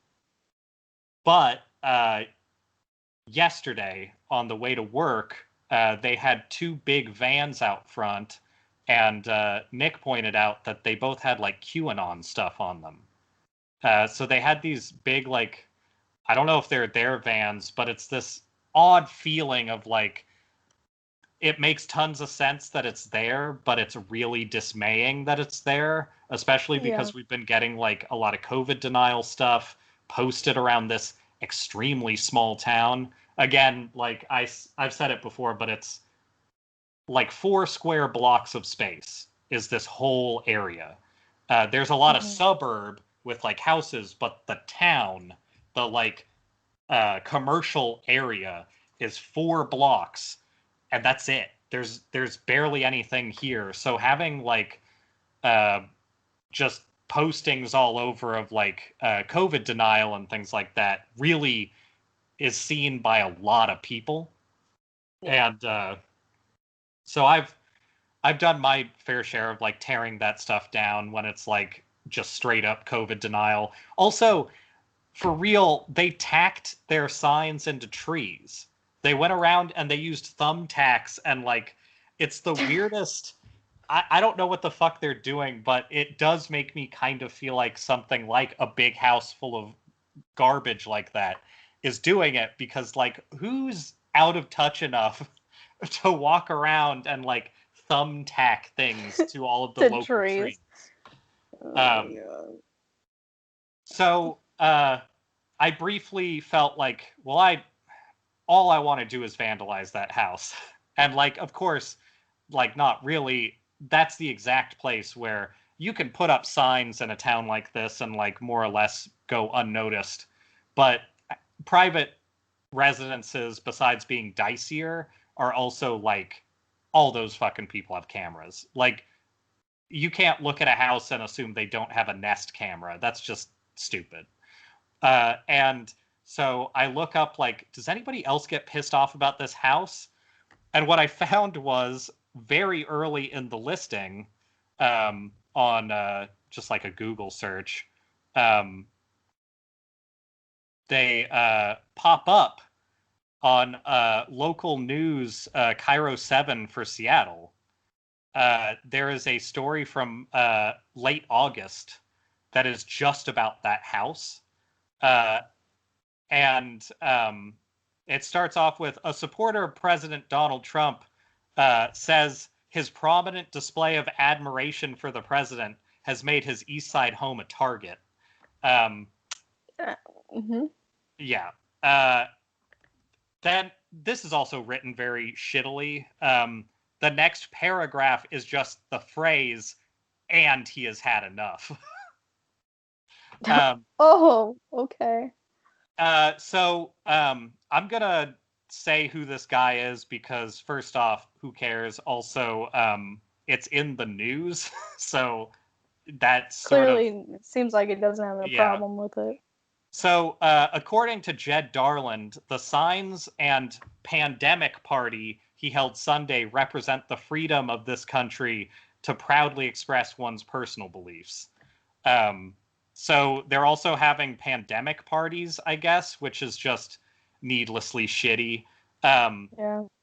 And also, like, not to be namist, but Jed Darland is the most, like, you may as well have Jed Trump supporter Darland as your name. Like, there's something about that that's just like, you could tell me that name and they could be from anywhere and I would assume they had a Trump flag on their truck. Yeah. But I want to read some of this article that lists things out more as like conversational, because I feel like they were trying to give an even hand to this like clearly pretty toxic jackass, and his answers really indicate like how cool these people are. So it continues with, you certainly can't miss Darland's house on Leafy State Street in Kirkland, nor where his political heart lies this presidential election year. Correct. Yeah, he said. I'm very proud of our president. It says back in March, this was a modest display, which it wasn't. It was less, but I believe Cairo 7's also like one of our Fox derivative or like Sinclair group channels. So whatever, I guess it's to be expected. But we started with 2 Trump signs on the corner and one closest to the corner. I don't know what that phrase even means. Darland said, and we had a huge American flag that I got at a hardware store that went out of business, which is also like cool, nice information, useful. From the start, he said his neighbors took exception to it, which, yeah. Uh-huh. As soon as we put up the signs, we started having vandalism, Darland said. People would come and tear out the signs. Yeah, within a few days. Also, these are full single quotes. His speech patterns are the patterns of somebody who's like, yeah, like, get it. But he soon planted a Make America Great Again flower bed and installed video cameras that captured his neighbors in the act, which I don't know why this is supposed to make this guy look better, but that sure doesn't sound like the actions of a rational human being. So according to him, he says that vandals were leaving bleach at their door, which is like, who cares? But he also says that people told them to kill themselves and called their daughter the C word, which is one of those like, I mean, like, if you went to a protest and the protests were switched, I don't know why you think that any of that would be different. Like, it's that thing of like, there's a lot of conflict between people right now, but I think maybe reading it as I can't believe somebody said something to me and threatened me in some way, uh, with like, if you're gonna be that soft on all this stuff, like, who hasn't been like threatened during this? Like, practically no one that I know of.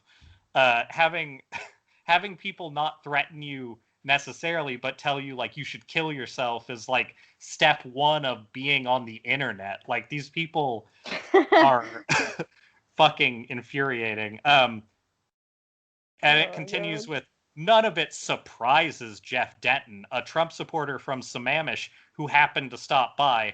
If you're from Sammamish, you didn't happen to stop by this house in Kirkland. Fuck you.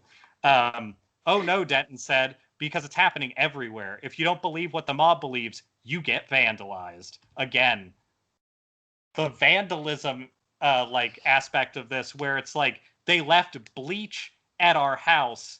One of my favorite things that they do in this, which is very funny to me, but simultaneously very frustrating because of the way that it progresses in the story, is coming up. But first, the idea of somebody coming from Sammamish, not like it's not right here. That's for goddamn sure. And just happened by. But also, like, he's a fully named person, so obviously he wanted to be in this as well. Like, that's it. It's this big fucking like pity party for these people who are actually getting people like being mean to them outside their house, I guess, and they think that that's reason to do the things they're doing. But it does kind of show a little bit of like, you're not going to reason this shit out of people. You need to vote this shit out and then regulate it out of their ability to be seen as like normal people. Because this isn't a conversation you can have with them, unfortunately. And them ramping up to now having, like, this is months ago, now having like QAnon stuff outside of their house is like, that's just not, that's not evening out. That is becoming very severe. Anyway, so Darlin stopped adding to his Trump display, and he didn't, by the way. He added plenty to it after this. And said the vandalism has abated for the most part. A man comes by regularly and spits on his MAGA flowers, which I find very funny, because that is only MAGA flowers. Yeah, they have like they say that earlier, but there is a Make America Great Again garden of some kind that they have set up, and that's what they're referring to as their MAGA flowers. But the idea of, first off, giving a shit. Like, people spitting on your flowers is such a, like, I mean, they know you have a fucking camera and they are showing you that they don't appreciate your garbage, but spitting on flowers means nothing. That doesn't change the flowers. That doesn't change your rights. Like, that's nothing. And the fact that they are MAGA flowers, which are actively like supporting this idea of oppressing so many people, it's just like the entitlement of these dipshits. Sometimes he gets apologies from Democrats upset over the vandalism and harassment he and his family have endured, which I can reiterate here, fuck centrists. Don't apologize to these fucking douchebags. I tell them, don't worry, don't feel sorry for me. If people didn't damage my flowers, they would just be a beautiful garden. Right now, these flowers are an opportunity to educate people all over the country about progressivism and the root of progressivism and where they think we should go. And it's not a nice place, Darlin said. So apparently people spitting on his MAGA flowers means progressivism is disgusting. Not disgusting, leading us towards destruction. But oh yeah, the idea of not even pointing it towards like people who disagree with you, but progressives as like, I don't know, as though that is a like type of person and not an ideology, yet you having this like extremely racist iconography outside of your house doesn't matter. Like, that's not an indictment of you. That's just out there. But being progressive, that's bad, actually. What is even more funny to me is that when they say shit like that, they're saying that and then talking about people like Biden Yes. as these radical progressives. Yeah, it's this idea of like people like Biden being like that fucking thing from what episode like 4 that we did of Biden as the Joker that the Infowars stuff put up. Yes, yeah. It's crazy. Like, that's the dumbest. Anyway, so this is the end of this I would say very bad reporting. So this is where it changes spitting on flowers into like this is what these people actually care about. So he has made 9 police reports in connection with the vandalism, and Kirkland police have made some arrests. So people are getting arrested for Spitting on his flowers. Or the or taking his flags, I guess. they didn't take his flags. They pulled the signs out. His flags are all on his house. Nobody can Oh. reach that shit. This is like a 3-story house with flags that are the size of our fucking living room on it. But like, no, it's the only thing that people could be calling the police on, especially 9 times, is people getting caught on camera, I guess messing with their stuff, but spitting on flowers is not a crime. So I hope, and I doubt that that was the thing that sparked this off. I would guess it's leaving bleach by their door, but again, like, while that might be some sort of intimidation thing, I don't know that calling the police is an appropriate response to people being pissed off about you Yeah. supporting this shit very like openly. Um, Also, this house has a big ass fence around it. Like, this isn't somebody's house out in the middle of everything, like open to the elements. This is like a fucking fortress that people are like essentially spitting at and then having the police called on them. Uh, and then his ending line is Darlin said he hopes it'll all just stop before someone in his family gets hurt. The like victim narrative of well, all the cops are on our side and nobody's doing anything to us physically, and we're being threatened in the most milquetoast ways possible, but I just hope it all stops before somebody in my family gets hurt. I'm really scared of something. Uh-huh. Yeah. Jesus Christ. The That disconnect of all of this in response to the fucking protests where people are getting beat by public officials daily is just uh, like, how do you get to that headspace? Like, I get it. yeah.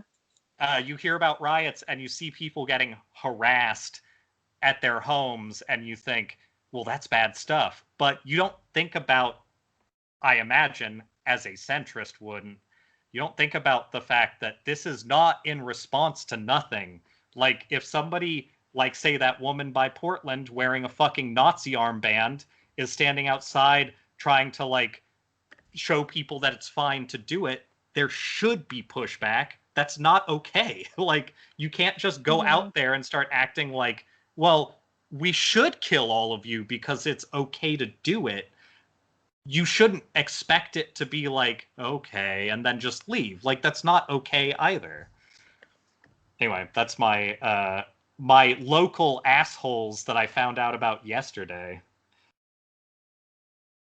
Uh, that's pretty gross. I've seen a lot of a similar kind of um thing in videos of like Caitlyn Bennett, the gun girl, Yeah. and her whole tactic. Like she I think has posted recently in another video where she goes to, I don't know what university. She went to a university and um basically, I mean, she obviously goes to like agitate people and to Right. get people mad and to like rile shit up. So she goes to these universities not wearing a mask where she knows that that's the campus rule. And so she, in like this latest video, is wandering around campus like the police are there to protect her, and she throughout the whole video is arguing with the police, trying to tell them that they need to be more proactive about like putting down the people who were following her and like counter protesting her presence on campus. Yeah. And so she purposefully goes and puts herself in a place that she shouldn't be. Nobody wants her to be there. She goes to cause issues and then like cries and claims victimhood the entire time. And Yeah. I feel like there is a weird representation that people with that set of opinions have, that if you're in a city where you're representing a populace and trying to like push for equality, you're where nobody wants you. Like that's what I think people are seeing, and they're just ignoring like the shop owners that are like, I don't care if you destroy my store, I just want things to change. Like they have stories about that, but very rarely. Yet you hear from like the people actually protesting that there's tons of people who are very pro them in those communities, who are just like trying to like support them in ways they can. The people at the yeah. chop who were constantly being told that like on the news, it was like they're being terrorized and like they're using mafia tactics against all these local shops. The actual shops, if you ask them about it, they loved it because they, even in this whole outbreak, were getting people who needed food, who needed a place to like be able to escape to, and they were like actively helping with all of that and very pro all of that protesting. But the fucking news channels would just go find the one place that was like, I'm so scared, there's people outside. Like they don't care that they are with the community. They just want to make sure that everybody knows that they're just as out of place as these like assholes going to college campuses trying to like rile people up. It sucks. Yeah. Yeah. It's the purposefully saying or doing something that you know is going to I mean just to be irritating to people surrounding you, just to stir shit up, and then crying that you're getting that people aren't happy about it.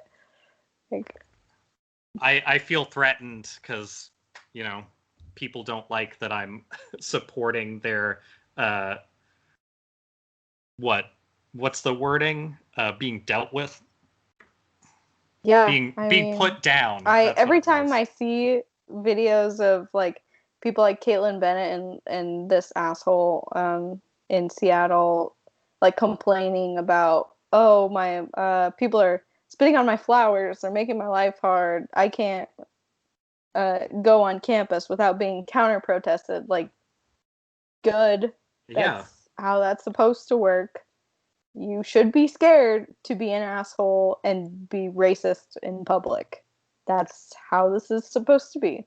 that's honestly the only reason why things in this racist ass country were held together for like white suburban assholes as it was, is because people were scared to come out of their homes next to you and go, God, I hate people who aren't like me.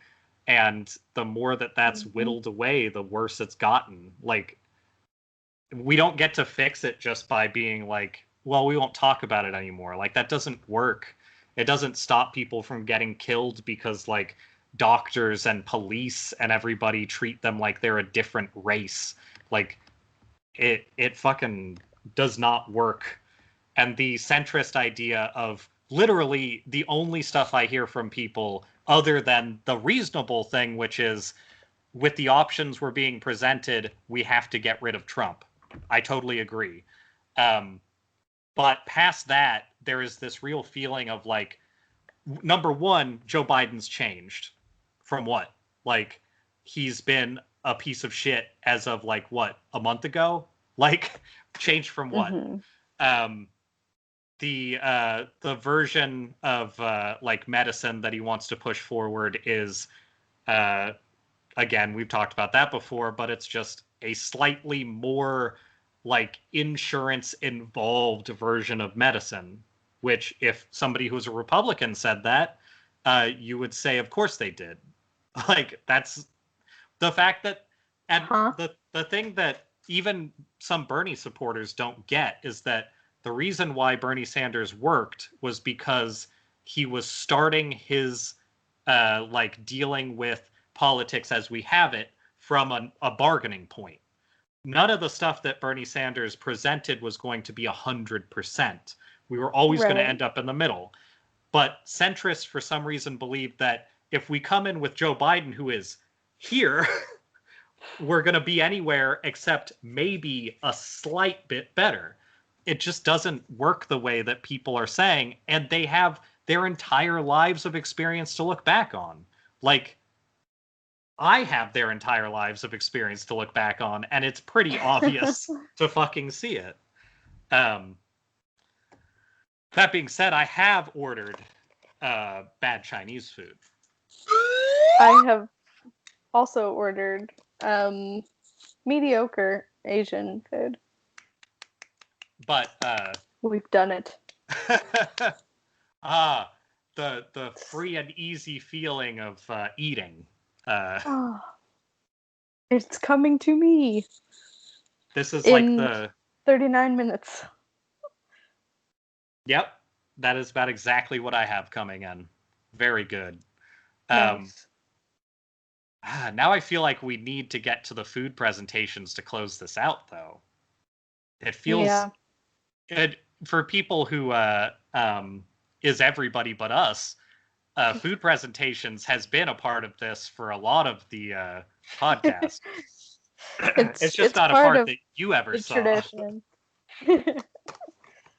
This is like behind the scenes. Yep. But we are bringing it forth. Ugh.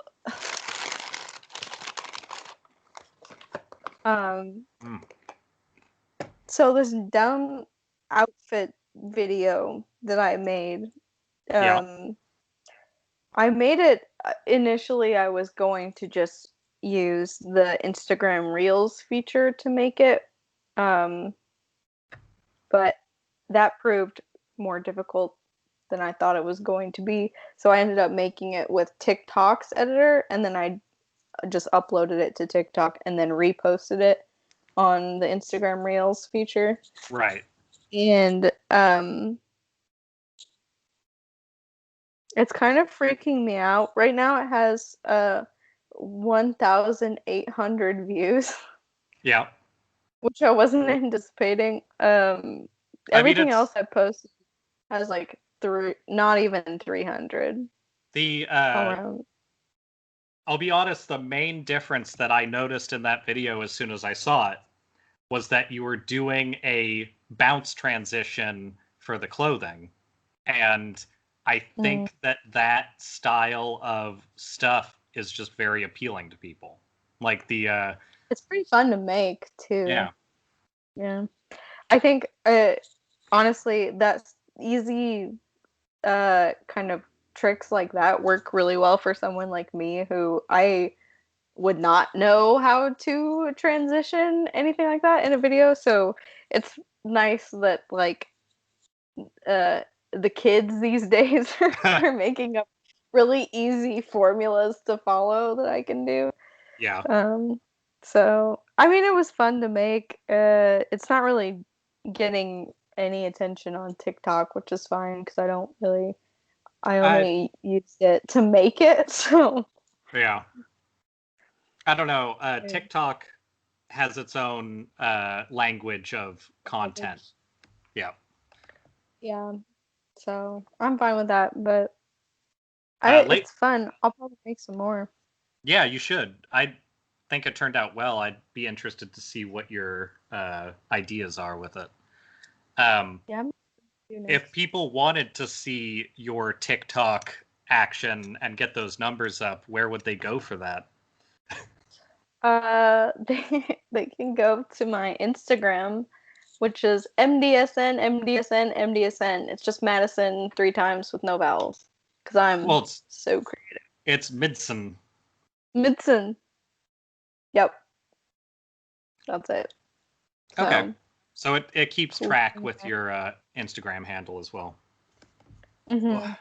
Yeah. I've tried to keep it all uniform because it's easier, and also I'm not creative at usernames. So. Yeah, that's cool. I'm glad that that's working well. You definitely need to figure out the missing part of that last outfit. Yeah, I don't know what it is. It almost It's needs like those ballerina shoes that lace up the leg or something. Like it's missing a component, and I have no fucking clue what it is. Yeah, I was thinking. Yeah, I was thinking the same thing. Like the shoes aren't quite right. I think I wore sandals in that outfit, which I like, and that could work. But I feel like needs to be something else. But I Yeah. couldn't really. Nothing else spoke to me at the moment. So we'll see what happens. I'm sure I'll be posting more pictures of that dress because it's fun to wear, but I don't think I'm gonna wear it in public anytime soon. You just gotta find a way to do it with like enough other weird stuff to where you become like a town character. Because then you can Yeah. do it all the time. Yeah, actually, someone, this is a TikTok meme, but somebody actually commented on the post and said their comment was, "You are the main character," which I really appreciate. Yeah, it's pretty good. Yeah, I like that. Our town actually does have a couple of characters that I've only seen once, Really? but have been told about a couple of times. Yeah, we do have, actually, we have three. There's a guy who walks around the campus in a wizard outfit, and he's known as the campus wizard. I don't know how old he is or if he's a student, but that's Huh. just his deal. Maybe Evan would have more information about the campus wizard. Um, but that's him. And then there are two other characters that I assume are students or were students. I don't know. Okay. But there were two people here for a while that were known as just like pink and green. Like one girl, her entire aesthetic was just pink. Like I think she had pink hair and she always dressed in pink. And she had an Instagram account with a pretty respectable following. I don't remember how much. Okay. A good sized following with just like pink everything was her deal. And then her friend was green and that was like her deal. And I had seen them in person one time and they were like pink and green. So that was kind of fun. But I feel like my local stuff is all Seattle, even though I've been here for a couple years. The only like I basically gave you the local people in my last thing.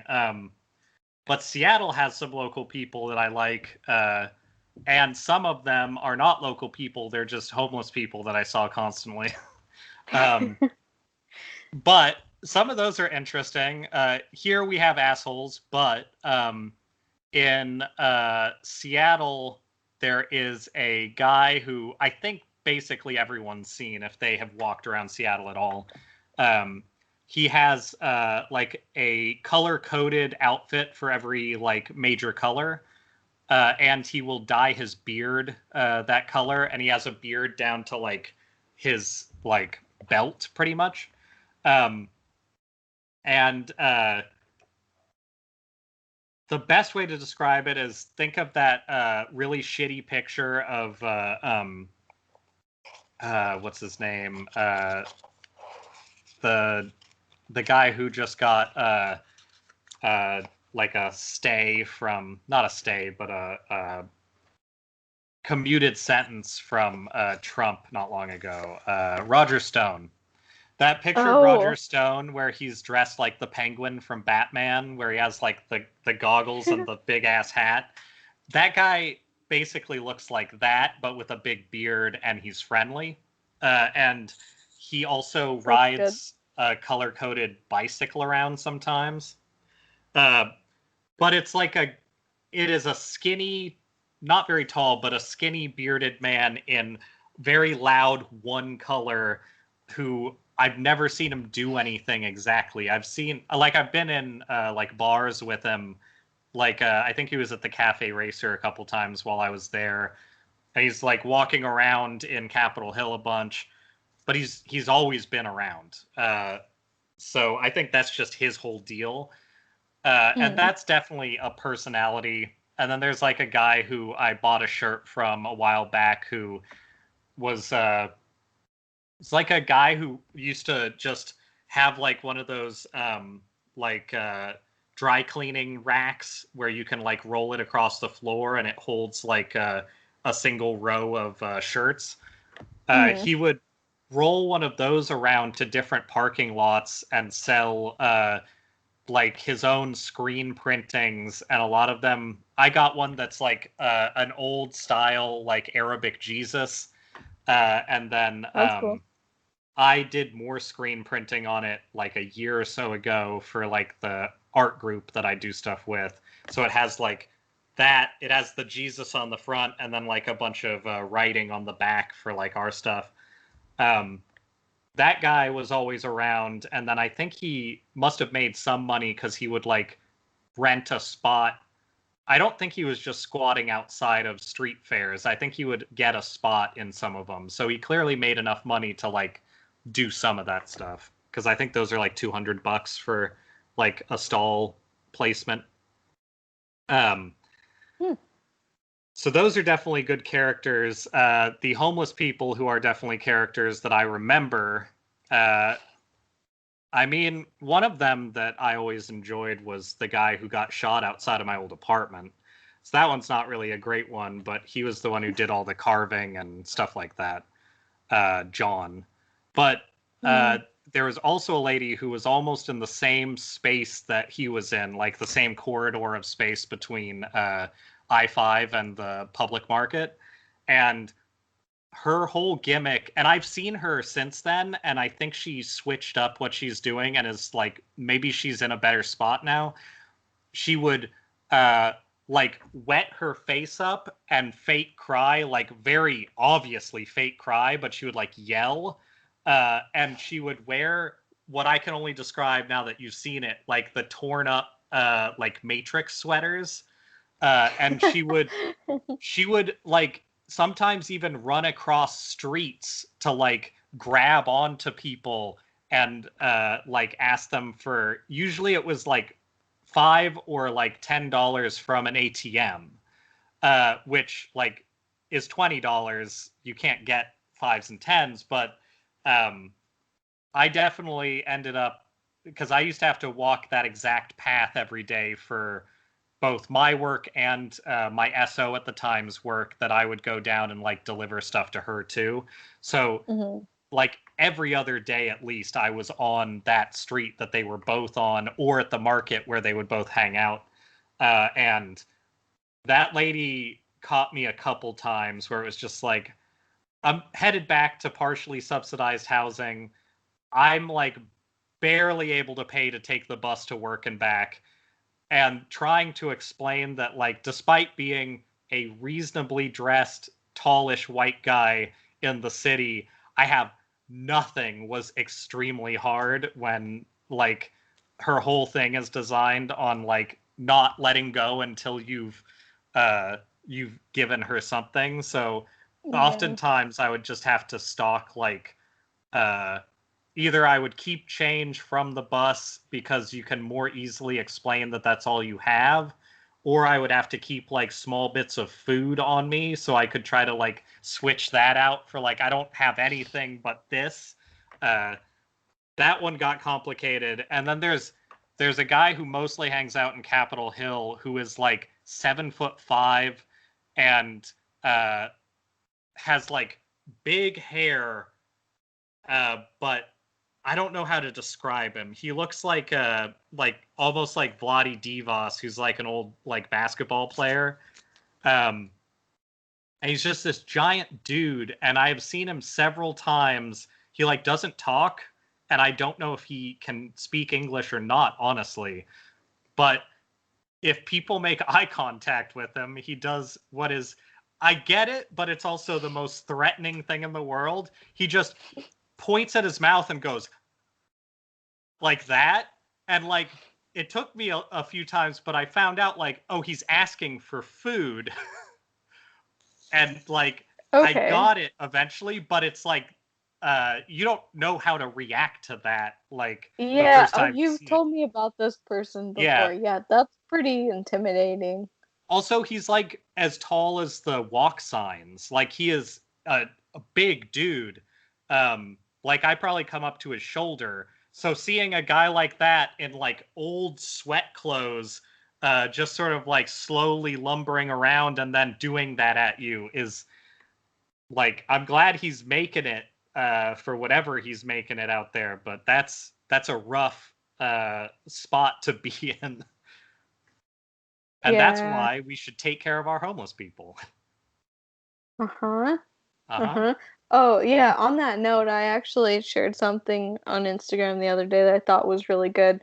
That people were talking about how September is like Suicide Awareness Prevention Month. Yeah.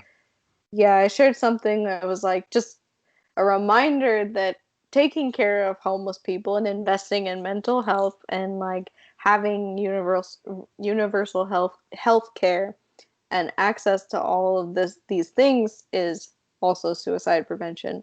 And also So, having unarmed officials that they can approach without fear of death is suicide prevention. uh, it's almost as if we don't need people with guns Yeah. approaching mentally ill people I mean, all of the time.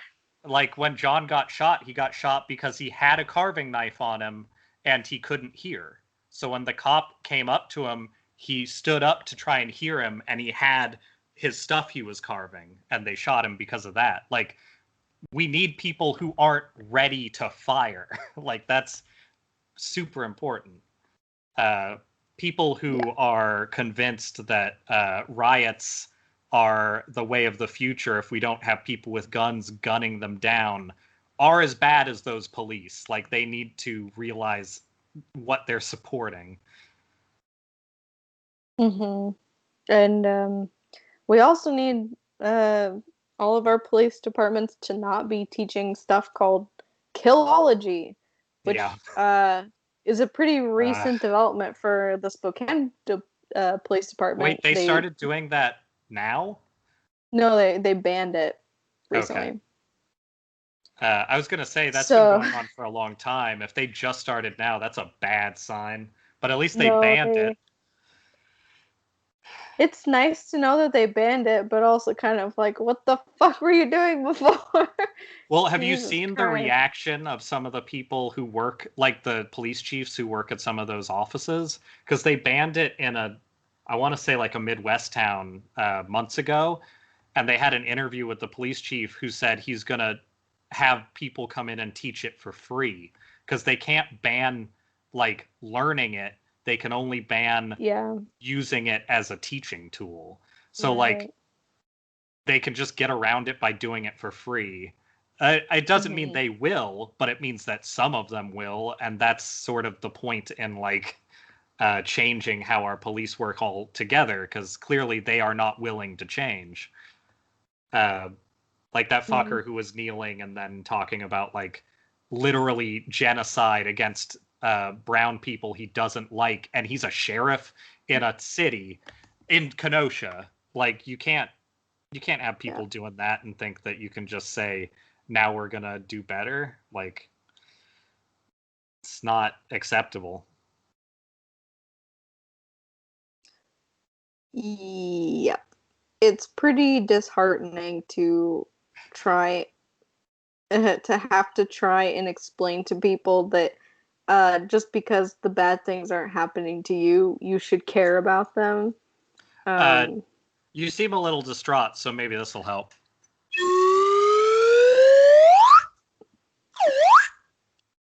Do you feel any better? Everything's better now.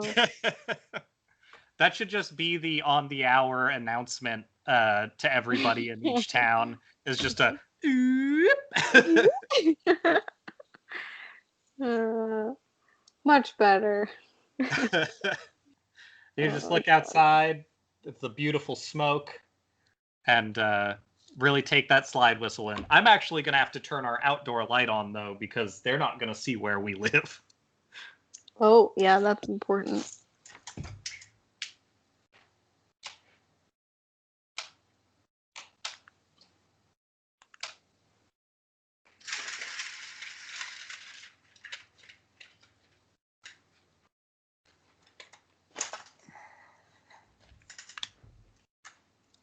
It really doesn't help the visibility with this action.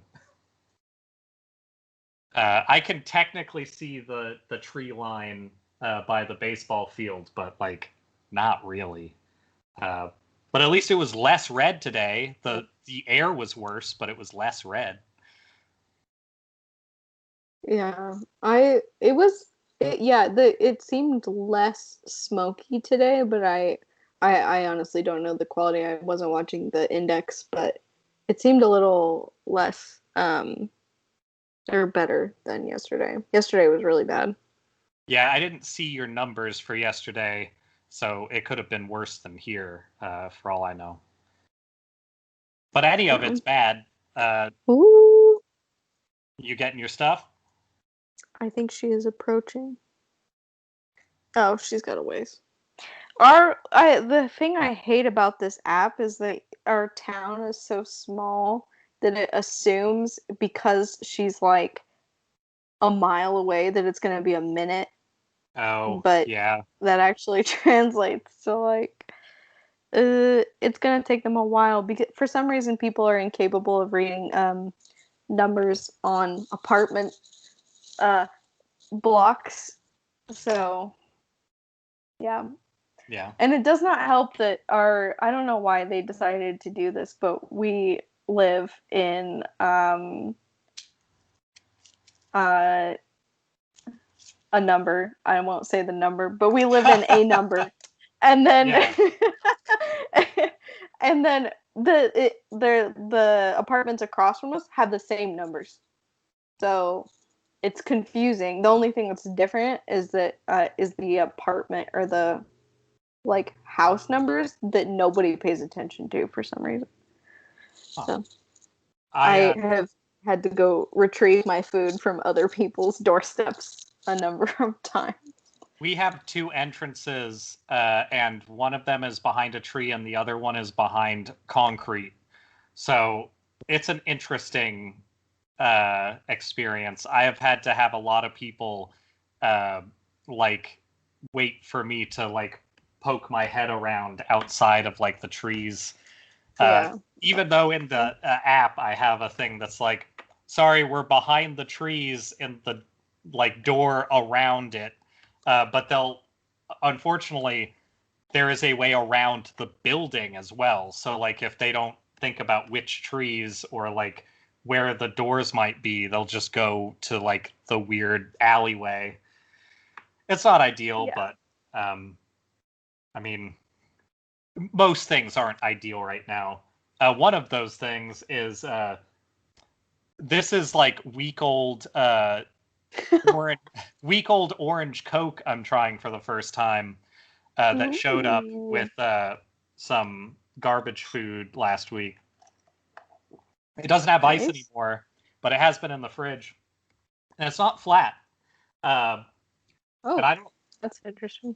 I don't really drink soda, and I think my nose is bleeding a bit from the smoke in the back.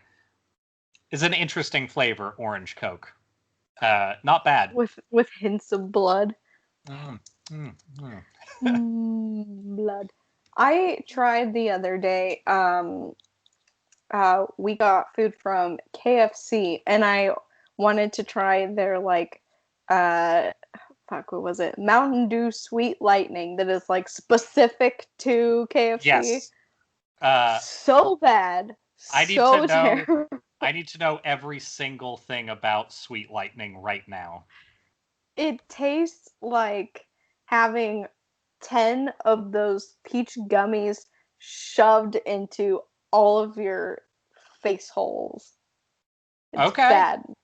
So And I like those peach gummies, but it's just like, it's those, but then somebody poured sugar on top of them. I'm not gonna lie. We have too many potential titles for this week. Oh, I was going to tell you, I've already come up with the title for this week's episode. Oh, is it Smooth Mouth? No, but it's almost as good as Excellent. I will anxiously await your contribution. Because filling all your holes with peach gummies is something that I at least want to make reference to.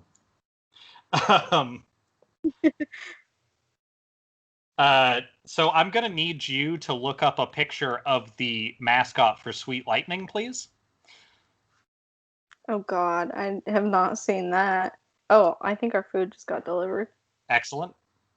Sweet lightning. It's not what you think.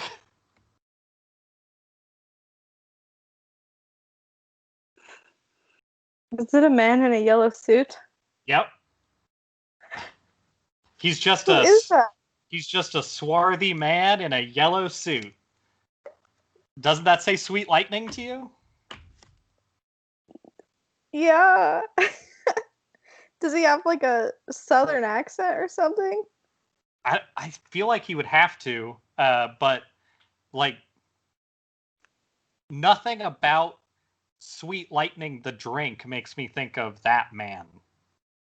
Yeah. And Honestly, the fact that I didn't learn that Sweet Lightning existed until last week and didn't learn that there was a mascot to it until right this minute tells me that I might be doing something correct oh, with come my life. on. You can't just do that to me.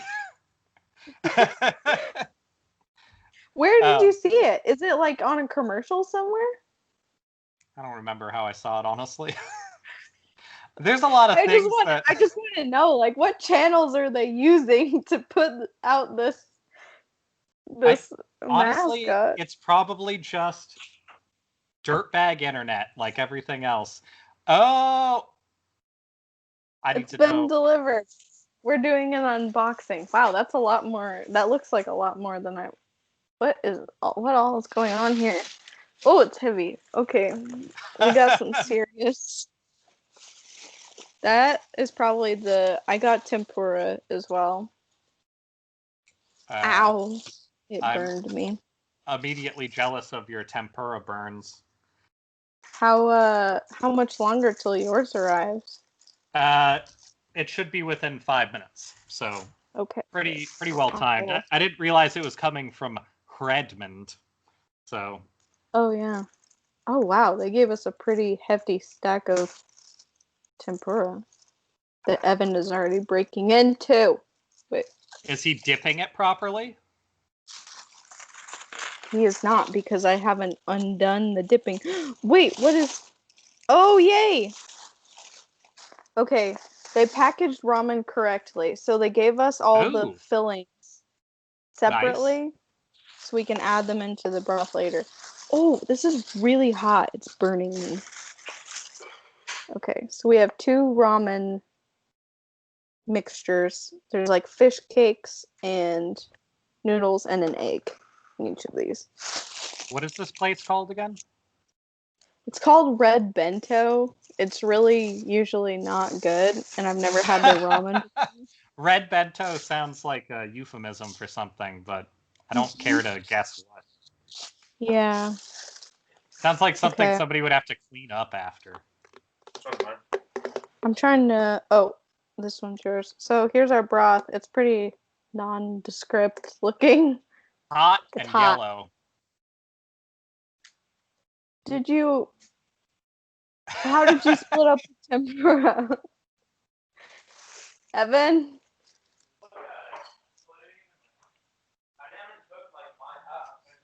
Some of the shits. I want to make sure I get the correct amount of shrimp. Well, you can look at it, or one of these boxes, man.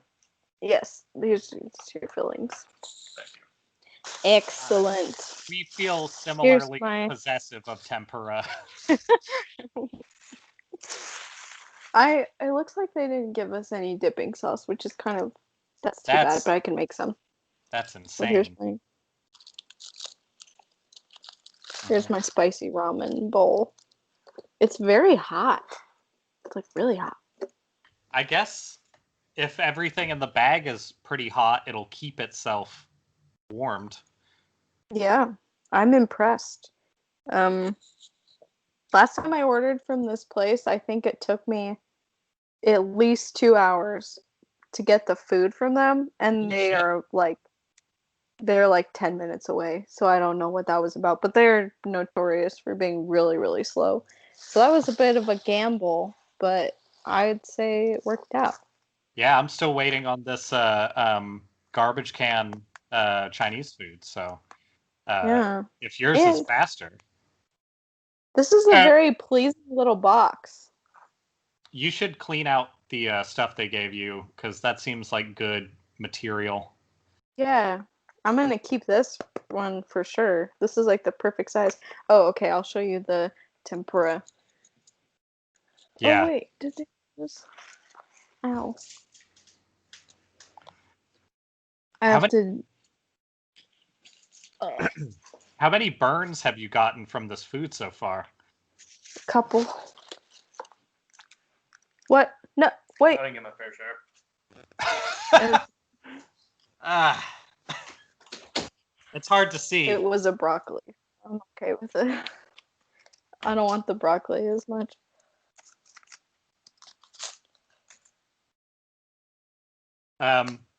I am going to be right back. I got a message saying I have arrived.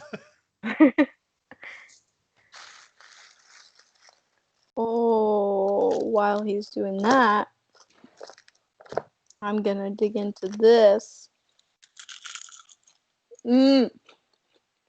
Mmm. Yum. Mmm. I haven't had tempura in way too long. Mm, mm, mm. I need sauce. I need sauce. Sorry for uh, all of our squeamish listeners. See if I can do this without making a mess. Probably not. Going to apply a little bit of soy sauce to my tempura.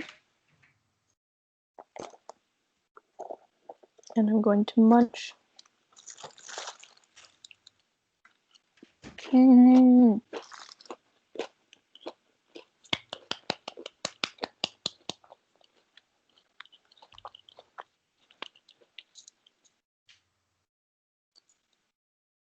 Yay!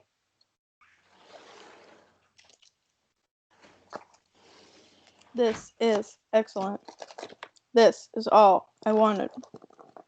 It's just crunchy vegetables. Oh, there's a little doily in the bottom. Mm. Crunch, crunch, crunch. Okay, looks like we have a little bit of zucchini action.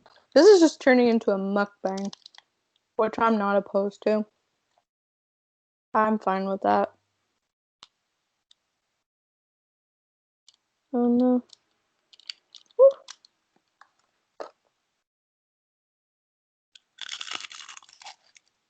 Mmm.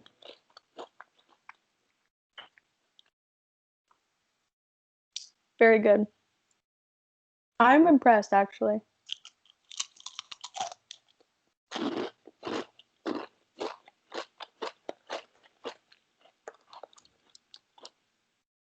Red Bento has really stepped it up since the last time I was there.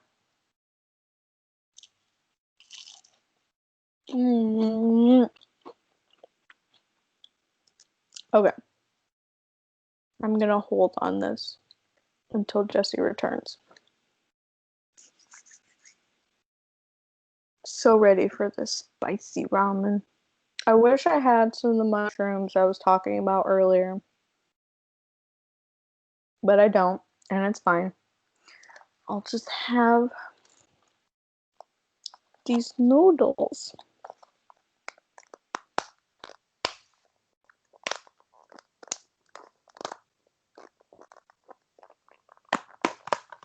Oh. Oh. Oh. Okay. I mean, just take one look at that. There is everything in here. There's fish, cake, eggs, mushrooms too. It's not enoki, but they're good. Mm. I'm here mid-mukbang.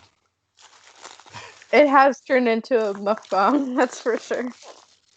I've done some pretty good tempura ASMR while you were good. gone. That's what I like to see. I'm going to do some good alcohol spraying ASMR.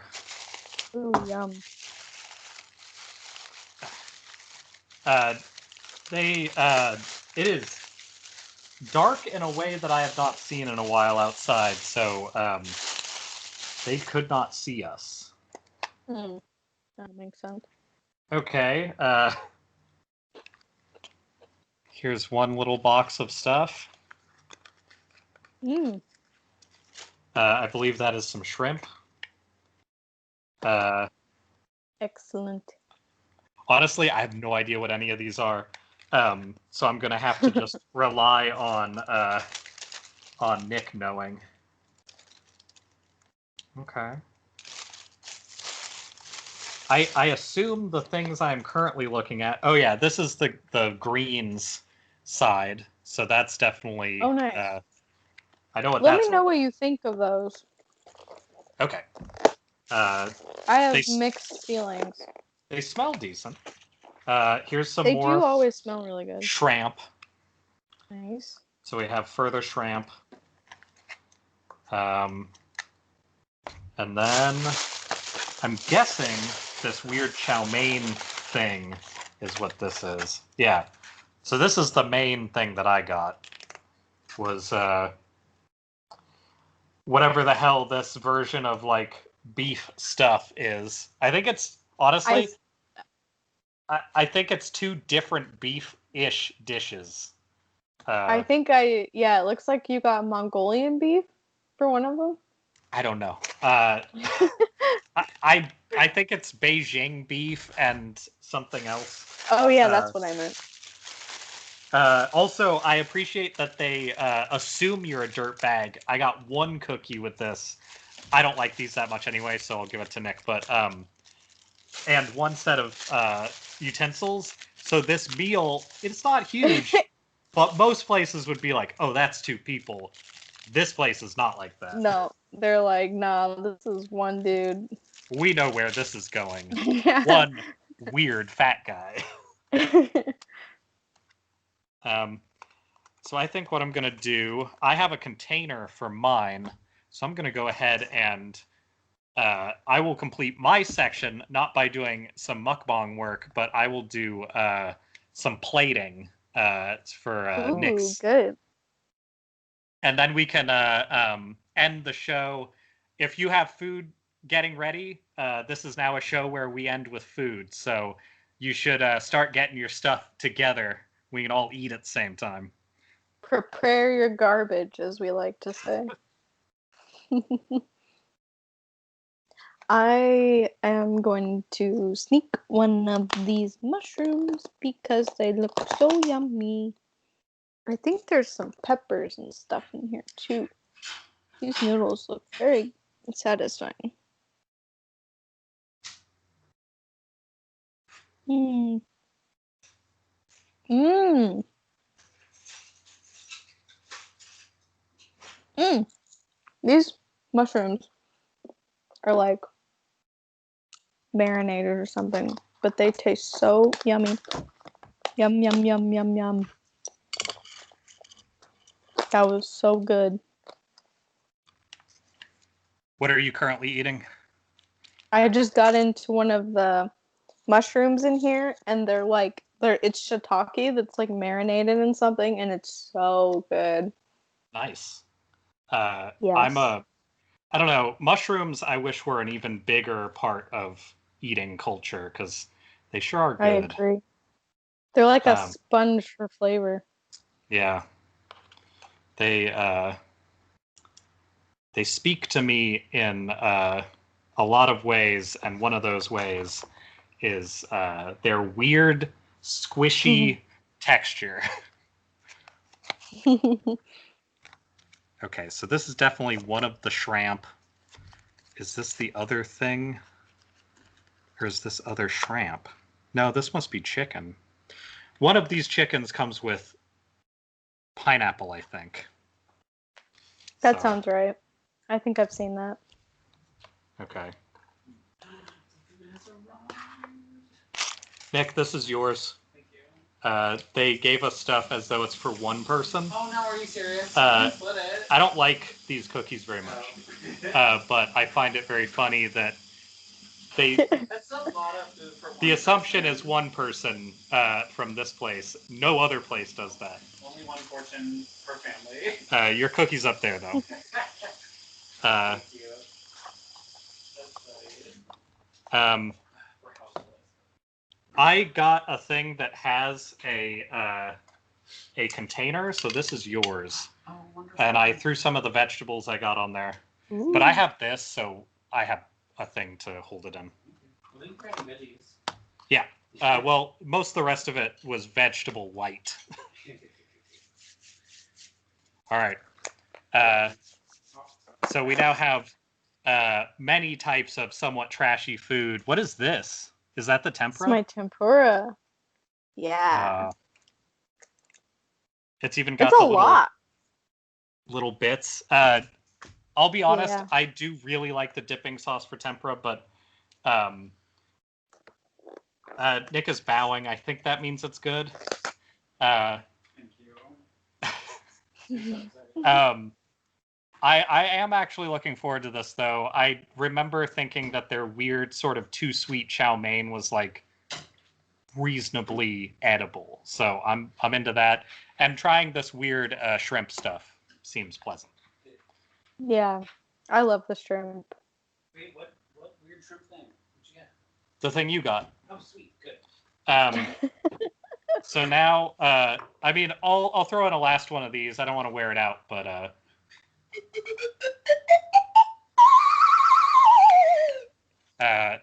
but my going away song will be some very bad ocarina music. So I hope everybody enjoys it. Please enjoy your meals out there. Don't breathe the oxygen, because that's the thing we have to worry about now.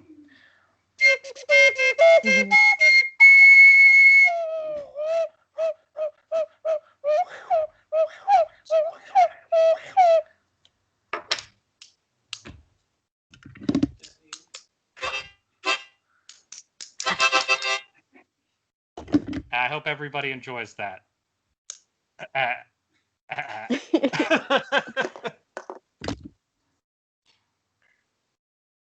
Bejabbers, everything is lagging and my internet is gone. So I Yes. be gone thoughts. Oh, it's perfect.